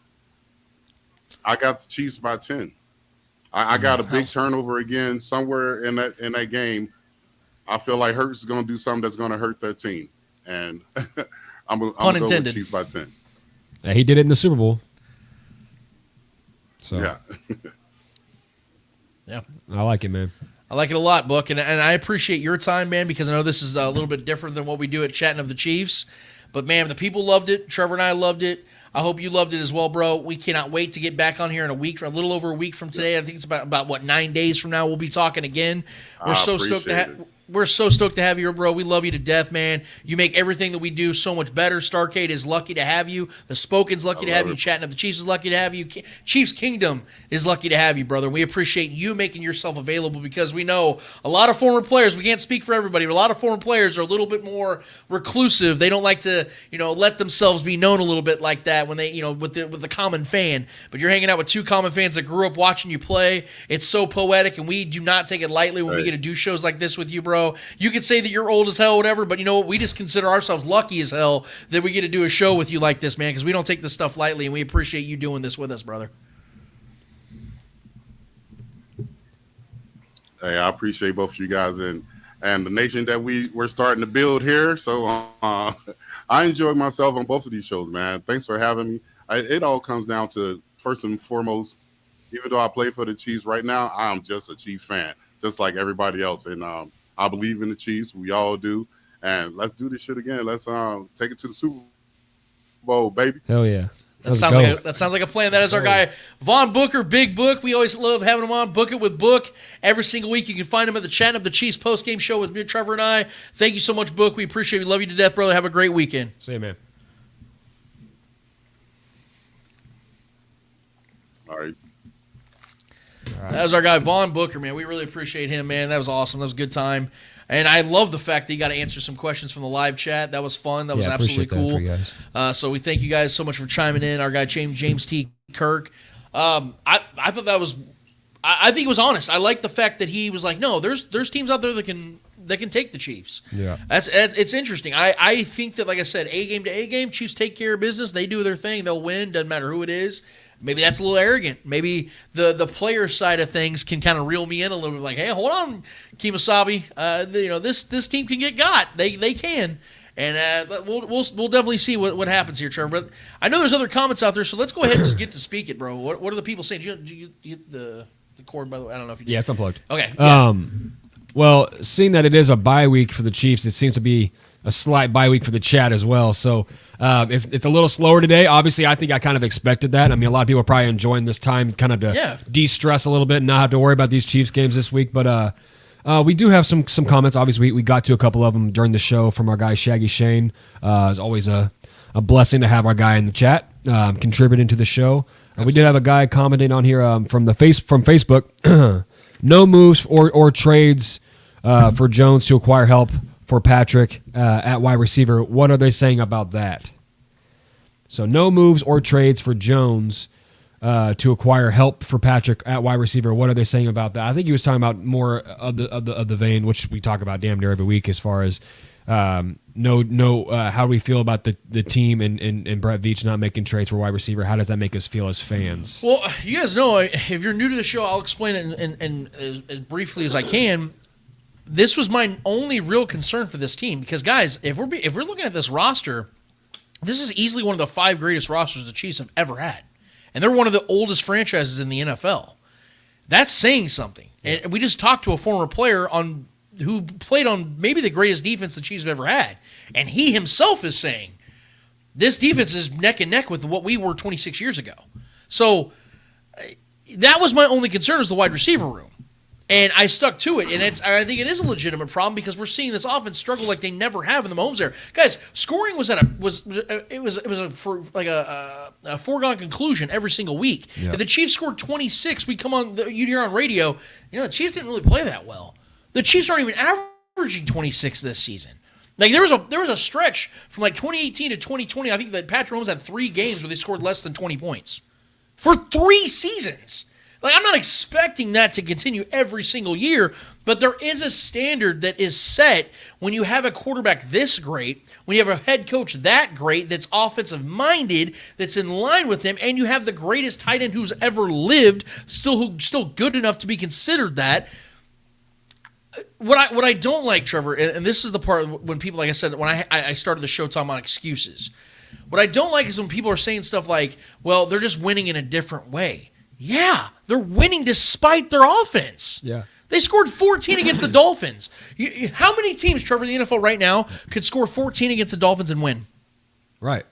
Like, it doesn't happen. That's praise to the defense, but you have to play a full game. You can't expect – if they played that game 10 times, you're not beating the Dolphins when you score 14 points offensively. Sure, and it is, like I said last week when we talked about this exact same topic, and I'm hoping it's a trend that dies as the season continues, that we don't have to talk about this over and over again, but it is a double-edged sword situation because we can talk about, it's a skill to win games like this. The Chiefs continue to win games like this. Guys, but we also have to address the elephant in the room that they've lost games like this. They just lost to the Broncos like this. Right. We couldn't score. Our defense was good, but we continued to put our defense in terrible situations and they were on the field the entire game.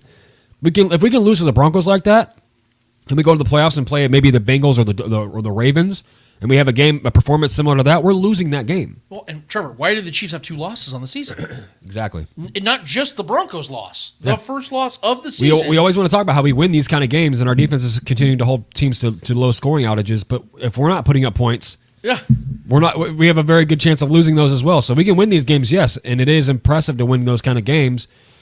But it's also scary when we know we can also lose these games. We need to address both. We need to take on the good with the bad and the bad with the good here in this situation, man. It's like building a house, okay?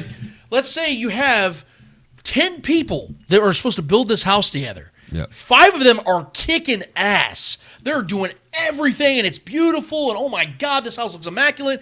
But then you have 5 that every once in a while they'll throw a 2x4 up, or they'll nail some stuff down, or just setting the foundation. Is the foundation be set up uneven because one side's being done right and the other side isn't? Exactly. Of course, man. What I'm saying is, a house can get built with 5 of the 10 workers working. Right. It can.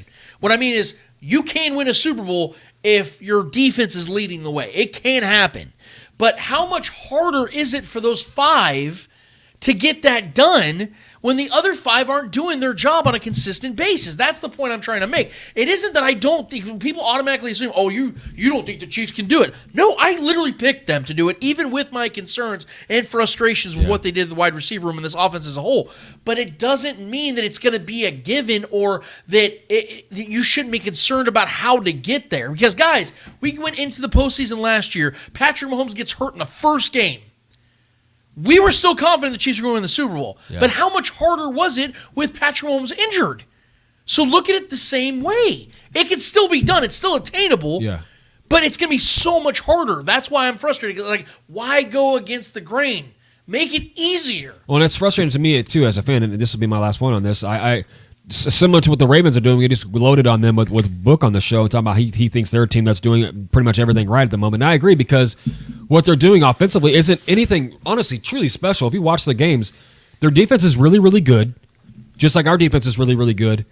But their offense is taking advantage of the good situations that their defense puts them in. When their defense is forcing turnovers and getting the opposition off the field, the offense is taking advantage of the good field position their defense is getting off those turnovers, and they're just putting up points off of those good situations the defense is putting them in. When our defense is forcing turnovers and getting giving us good field position because we're forcing short fields and getting the teams off the field and giving us numerous over and over chances to score points, we're not doing that. Right. You know what I mean? So I'm not saying we need to go average 35 points a game, but at least reward our defense for being incredibly great this season. Just like the Ravens are doing, when their team is forcing turnovers and giving their team good field position or keeping their offense on the field. They're rewarding them by putting up points. Yep. That's how you reward your defense.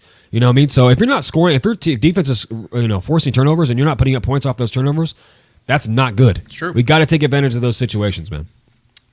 We have a couple ones from our guy John Harrison.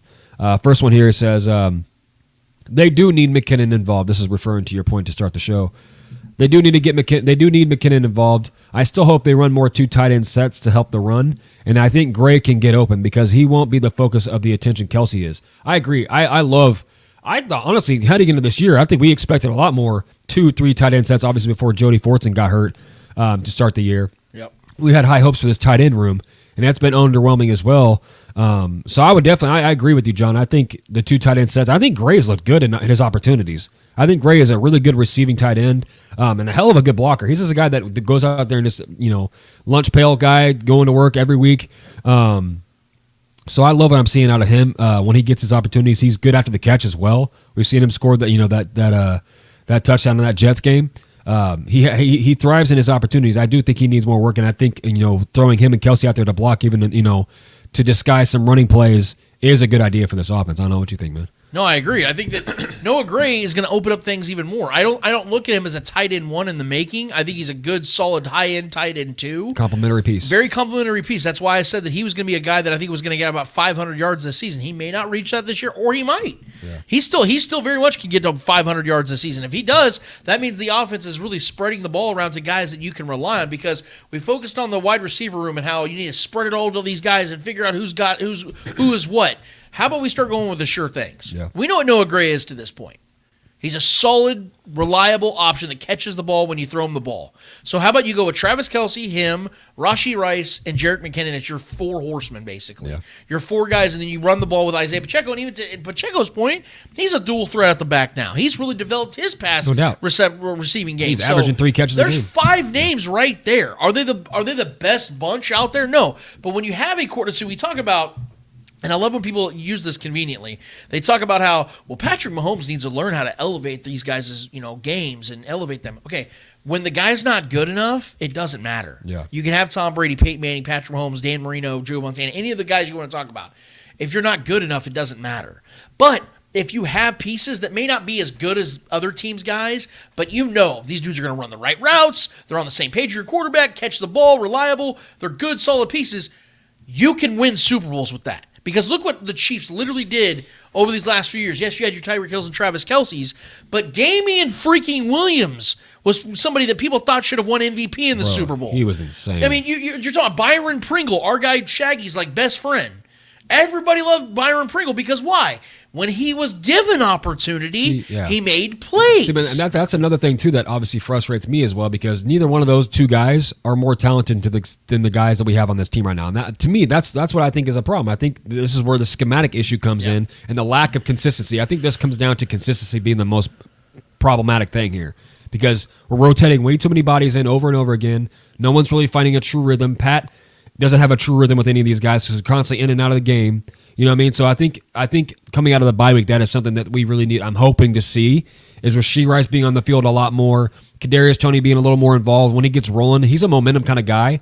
When he has a nice big play, keep feeding him the ball. Yep. He's a guy that I think it can kind of snowball, and it can be a real problem for defenses. I just think we need to get him the ball more. I think we'll see a lot more KT this second stretch of the season moving forward. So I think consistency is the biggest thing we need to figure out moving forward. Another one from John Harrison. If the Chiefs defense didn't allow the Dolphins to take the ball to take the top off the defense with Hill and Waddle, why do the Chiefs, with not the greatest wide receiver talent, think they can do that to that defense?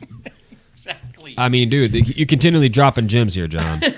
I couldn't agree more, man. I mean, that's the whole point in everything we've been saying, is that you can't.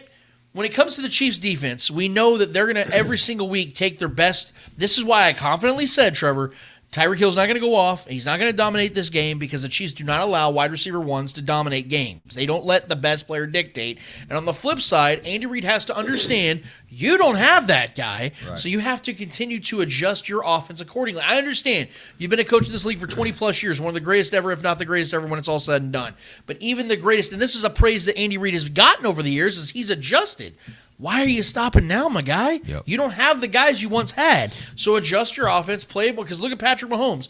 3 years ago, it would have been crazy to think that Patrick Mahomes plays the way he plays now. Yeah. Dumps the ball off, screen passes, running for first downs. His game was chuck the fuck out of that ball. Yeah, so he has his lowest YPA, yards per attempt of his career this year. And it's no coincidence. And that can be a good and bad thing. Of course. Because if you're completing the ball at a high level and you're getting yak yards, who gives a shit? But if you are struggling the way they are, and it's because of the fact that you don't have fluidity in your offense, both from a schematic and a skill point, that's going to really, even the greatest quarterback we've ever seen is going to suffer because of that. And as crazy as it sounds, and not to just draw positives out of this, I know that's coming from me, that's weird, but even with all that to be considered, Patrick Mahomes is still in line and is currently the favorite to win the MVP. Yeah, that's how great this man is. I'll say this too: this is the first season as Chiefs fans with Patrick Mahomes at the helm that we don't know what to expect bi-weekly. We don't know what to expect offensively out of this team every week. Right. You know what I mean? Like usually the past seasons, the years have passed. We always knew what to expect. We always knew at least the energy this offense was going to bring. Yeah. You know what I mean? So on a weekly basis, we're not sure. Like, is this team going to come out here and fire the ball and look confident? Or is this team going to come out here and hope the defense saves the day again? You know what I mean? So appreciate the words, though, John. You're definitely on point. I got another one from our guy, John, here as well, regarding our Veach conversation we were having. I appreciate Veach, but like you said earlier, it's Andy's team. Let's be real. No player is drafted or traded for without Reid's stamp on it. That's 100% true. I mean, Brett Veach was brought over from the Eagles organization by Andy Reid. This was a guy that he had long-term plans for. At the same time, though, if we're going to give Brett Veach credit for jobs he does or criticize him for jobs he does, we have to start saying that it's decisions he's also making, too. And I think Andy Reid, although he might have the final say, or as he likes to say, 51% of the vote, there's still 49% of that vote to be had. And I think Brett Veach has a lot of that one as well. And I think that Andy Reid, as years go on and you start to see the results be what they are, he's going to start getting more leeway, more leniency of, hey, look, Brett, this is Brett's 6th, 7th year now as a GM. We've won 2 Super Bowls in that time, went to 3. We've hosted every AFC championship we've had since the quarterback he told me about has taken over. I'm going to start trusting this guy a little bit more and more. And plus, Andy Reid's getting older. He's not going to be as sharp, let's be real, as sharp mentally. His physical energy is going to start to wane. Like, he's going to have to start leaning on guys like Brett Veach more because, like you said, Trevor, Brett's in his early 40s. You and I have seen him out in the public. The motherfucker like, pissing me off as buff as he is and shit, pissing me off. I thought I've been starting to get some gains, and I see his freaking ankles and calf muscles and stuff. I'm like, okay, I don't belong on the same planet as this guy. He's still hitting the prime of his life. He's starting to become, who's to say, Brett Veach could long surpass Andy Reid when Andy's gone. He could still be the GM in 15 years. Yeah. You know what I mean? So I think that as time is going on and he's cutting his teeth more and more and earning more of his stripes, Andy Reid's not an idiot. He's going to know that's a guy that I'm going to start relying on more and more as I start to creep further into my 60s and maybe my early 70s as a head coach to take more off my plate, and I can focus more on X's and O's. He gets me my Jimmies and Joes. Gotcha. Our guy Bump Up BB on YouTube, and I think this might be the last one here. Okay. Just kind of a throw out their quote. Kelsey's age might be catching up to him a bit. He's gotten banged up a lot this year. No, yeah. Getting banged up and age aren't always... It's not always in parallel, though. Like, I think what happened is that Travis Kelce has been so healthy for so long that people think now that he's getting an injury and it coincidentally is at a 34-year-old season that we're assuming it's his age. Guys, bone bruises, hyperextensions will happen to 5-year-olds. I mean, he's dealing with the sprained ankle still. Yeah, it doesn't matter what age you are. The injuries he's suffered are injuries any age will suffer. So it'd be one thing if, like, he's waking up, oh, guys, another hamstring, or his back just won't get, he's got the spasm. Like, then you start to think, like, okay, maybe he's starting to have some degenerative stuff going on in his knee and his back and things like that. That's when you start to worry about things like that.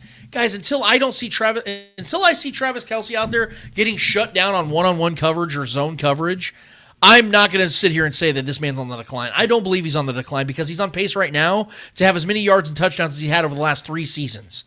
And we saw that those last 3 seasons were some of the most historic seasons a tight end has ever had. In fact, the last 7 seasons have been historic. So I know it's going to catch him. But guys, and not to bring him up, and I'm going to talk about him in a minute, LeBron James is about to be 39 years old in about 4.5 weeks, 5 weeks. And he's still playing incredible basketball. Who's to say that Travis Kelce at 35, 36, 37 years old couldn't still be at the top of his game or at least close to it? Because we're seeing other athletes do it. If you take care of your body and you take this shit seriously and you get some luck of staying healthy and not taking big hits, guys, we could see a few more years of this from Travis Kelce. Who's to say, man? I'm not closing the door, and I'm definitely not throwing dirt on the man just yet.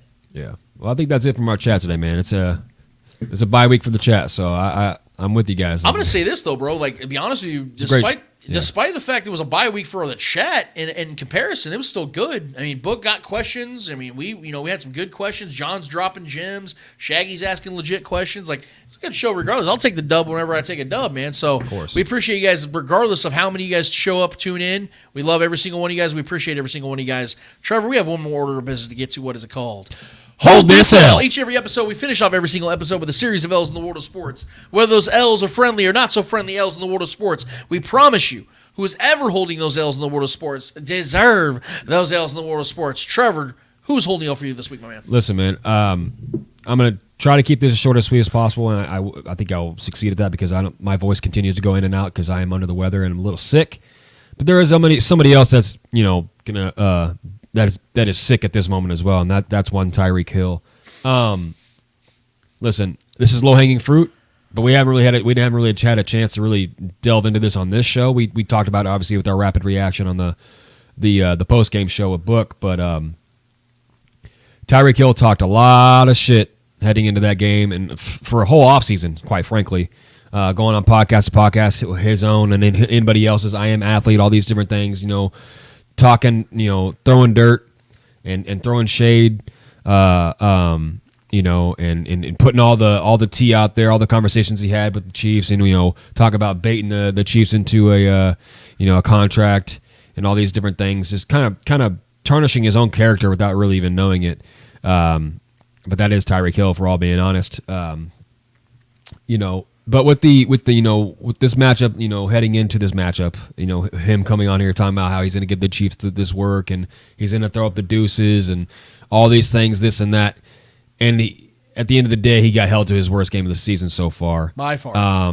And had the worst play of his career happen to him due to the guy that we traded for in Trent McDuffie and gotten that out of that trade in the draft. The poetry there, and I'm probably not going to do it too much justice here because I'm not on top of my game right now because I'm not feeling too great. But I just wanted to take this moment because this is if not the most L-worthy moment of the entire season so far for me. Someone getting their due, and karma's a bitch. And when you continue to put negative energy out there to the people that gave you the chance of a lifetime and honestly, quite frankly, made you what you are. The disrespect was real, and we returned that disrespect with some disrespect of our own on that game Sunday morning, and he got everything he deserved. And I, as a Chiefs fan, love Tyreek Hill dearly. He's one of my favorite players to ever wear the red and gold. Some of my favorite moments. I mean, the Tyreek punt return when Arrowhead was chanting Tyreek was one of the most. Is that Sunday Night Football? The chills. Well, I'm getting chills right now just thinking about it. It's one of my favorite Chiefs moments ever.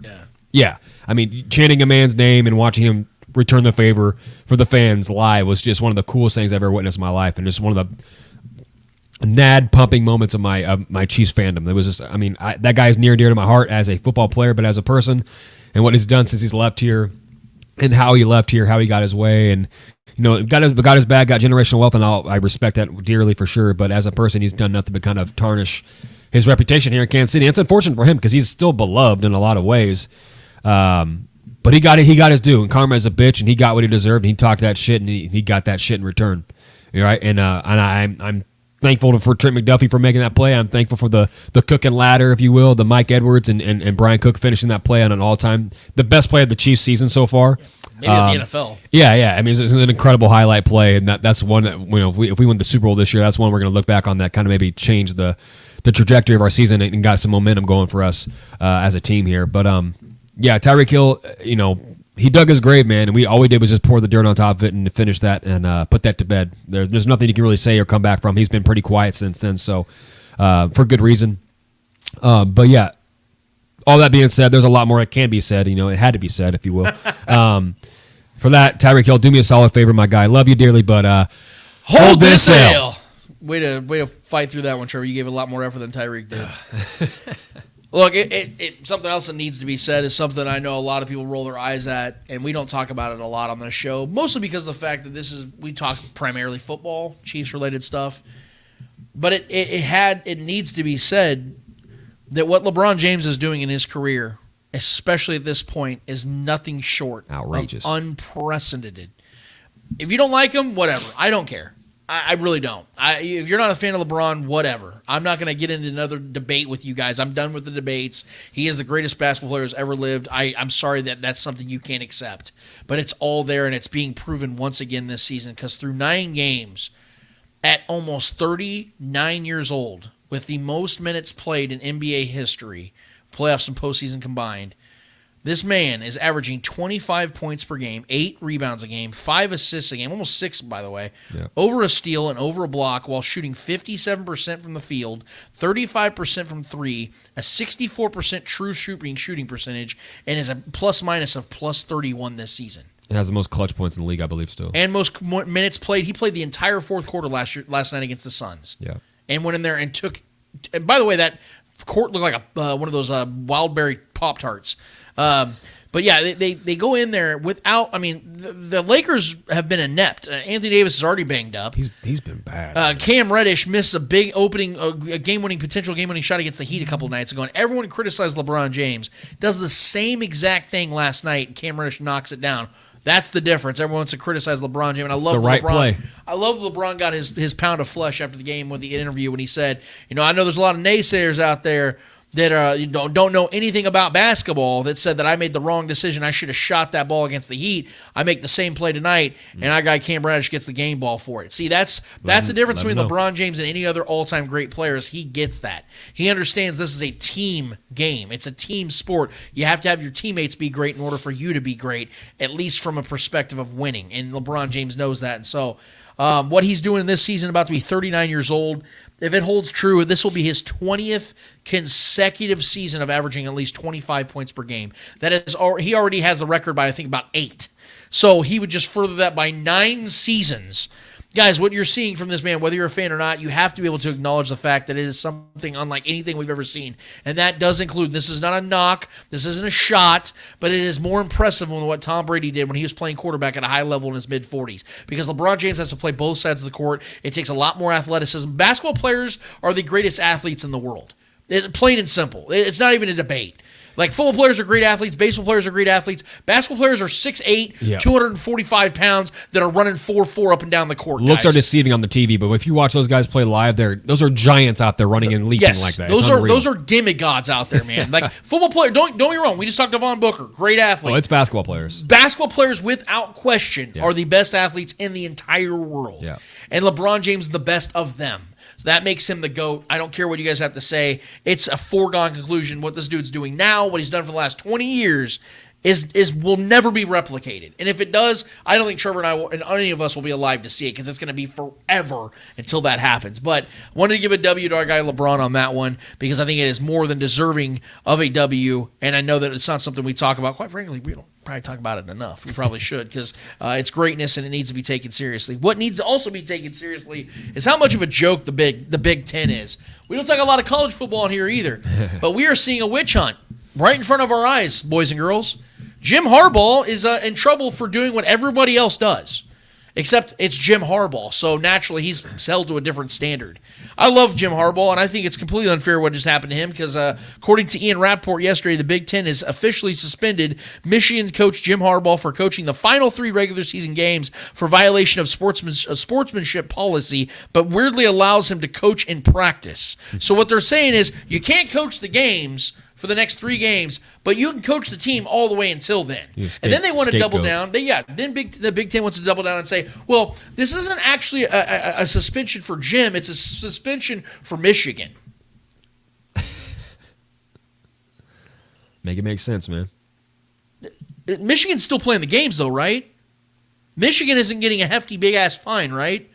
No, it's Jim Harbaugh that's suffering the suspension. And how coincidental is it, Trevor? They wait until the day of, or the day right before they're about to play their biggest game of the season against 10th-ranked Penn State in Penn State. They got Ohio you State decide to too. do that. Yeah, you decide to just do that right before that.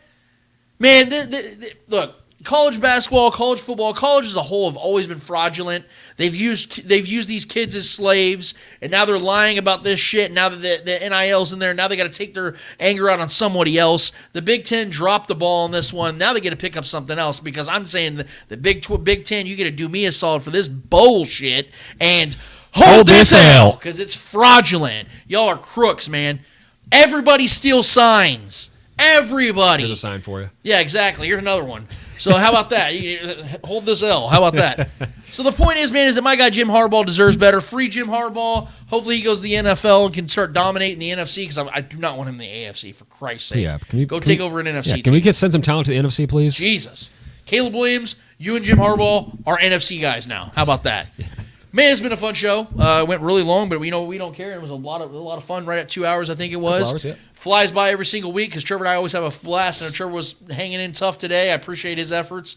I think you did a lot better than you were probably even expecting, man. I think you couldn't even notice it half the time. But Nevertheless, you guys were awesome. Those that hung with us, I know it's the bye week. I know y'all will be back in droves next week when we discuss this Chiefs-Eagles game. Trevor and I are going to give you guys our predictions. You already heard Book's predictions. Join us after the game on Monday night. It'll be a late one, but you know what? It'll be worth it. I promise you guys. Come join us at the Chatting Up the Chiefs postgame show on Starcade Media platforms. Trevor, Vaughn Booker, and myself will be giving you guys our full breakdown and reaction of what took place, and then we'll be moving forward from there and giving you guys our thoughts as the season continues to go. So for that, for Trevor Twidwell, for the great Clay Windler that puts all this together on the back end, for all the Starcade Media family, I am Lance Twidwell. Episode 242 of the Spoken Podcast is done, finished, and finito. And until we're back here in 1 week's time for episode 243, we out of this bitch. Later.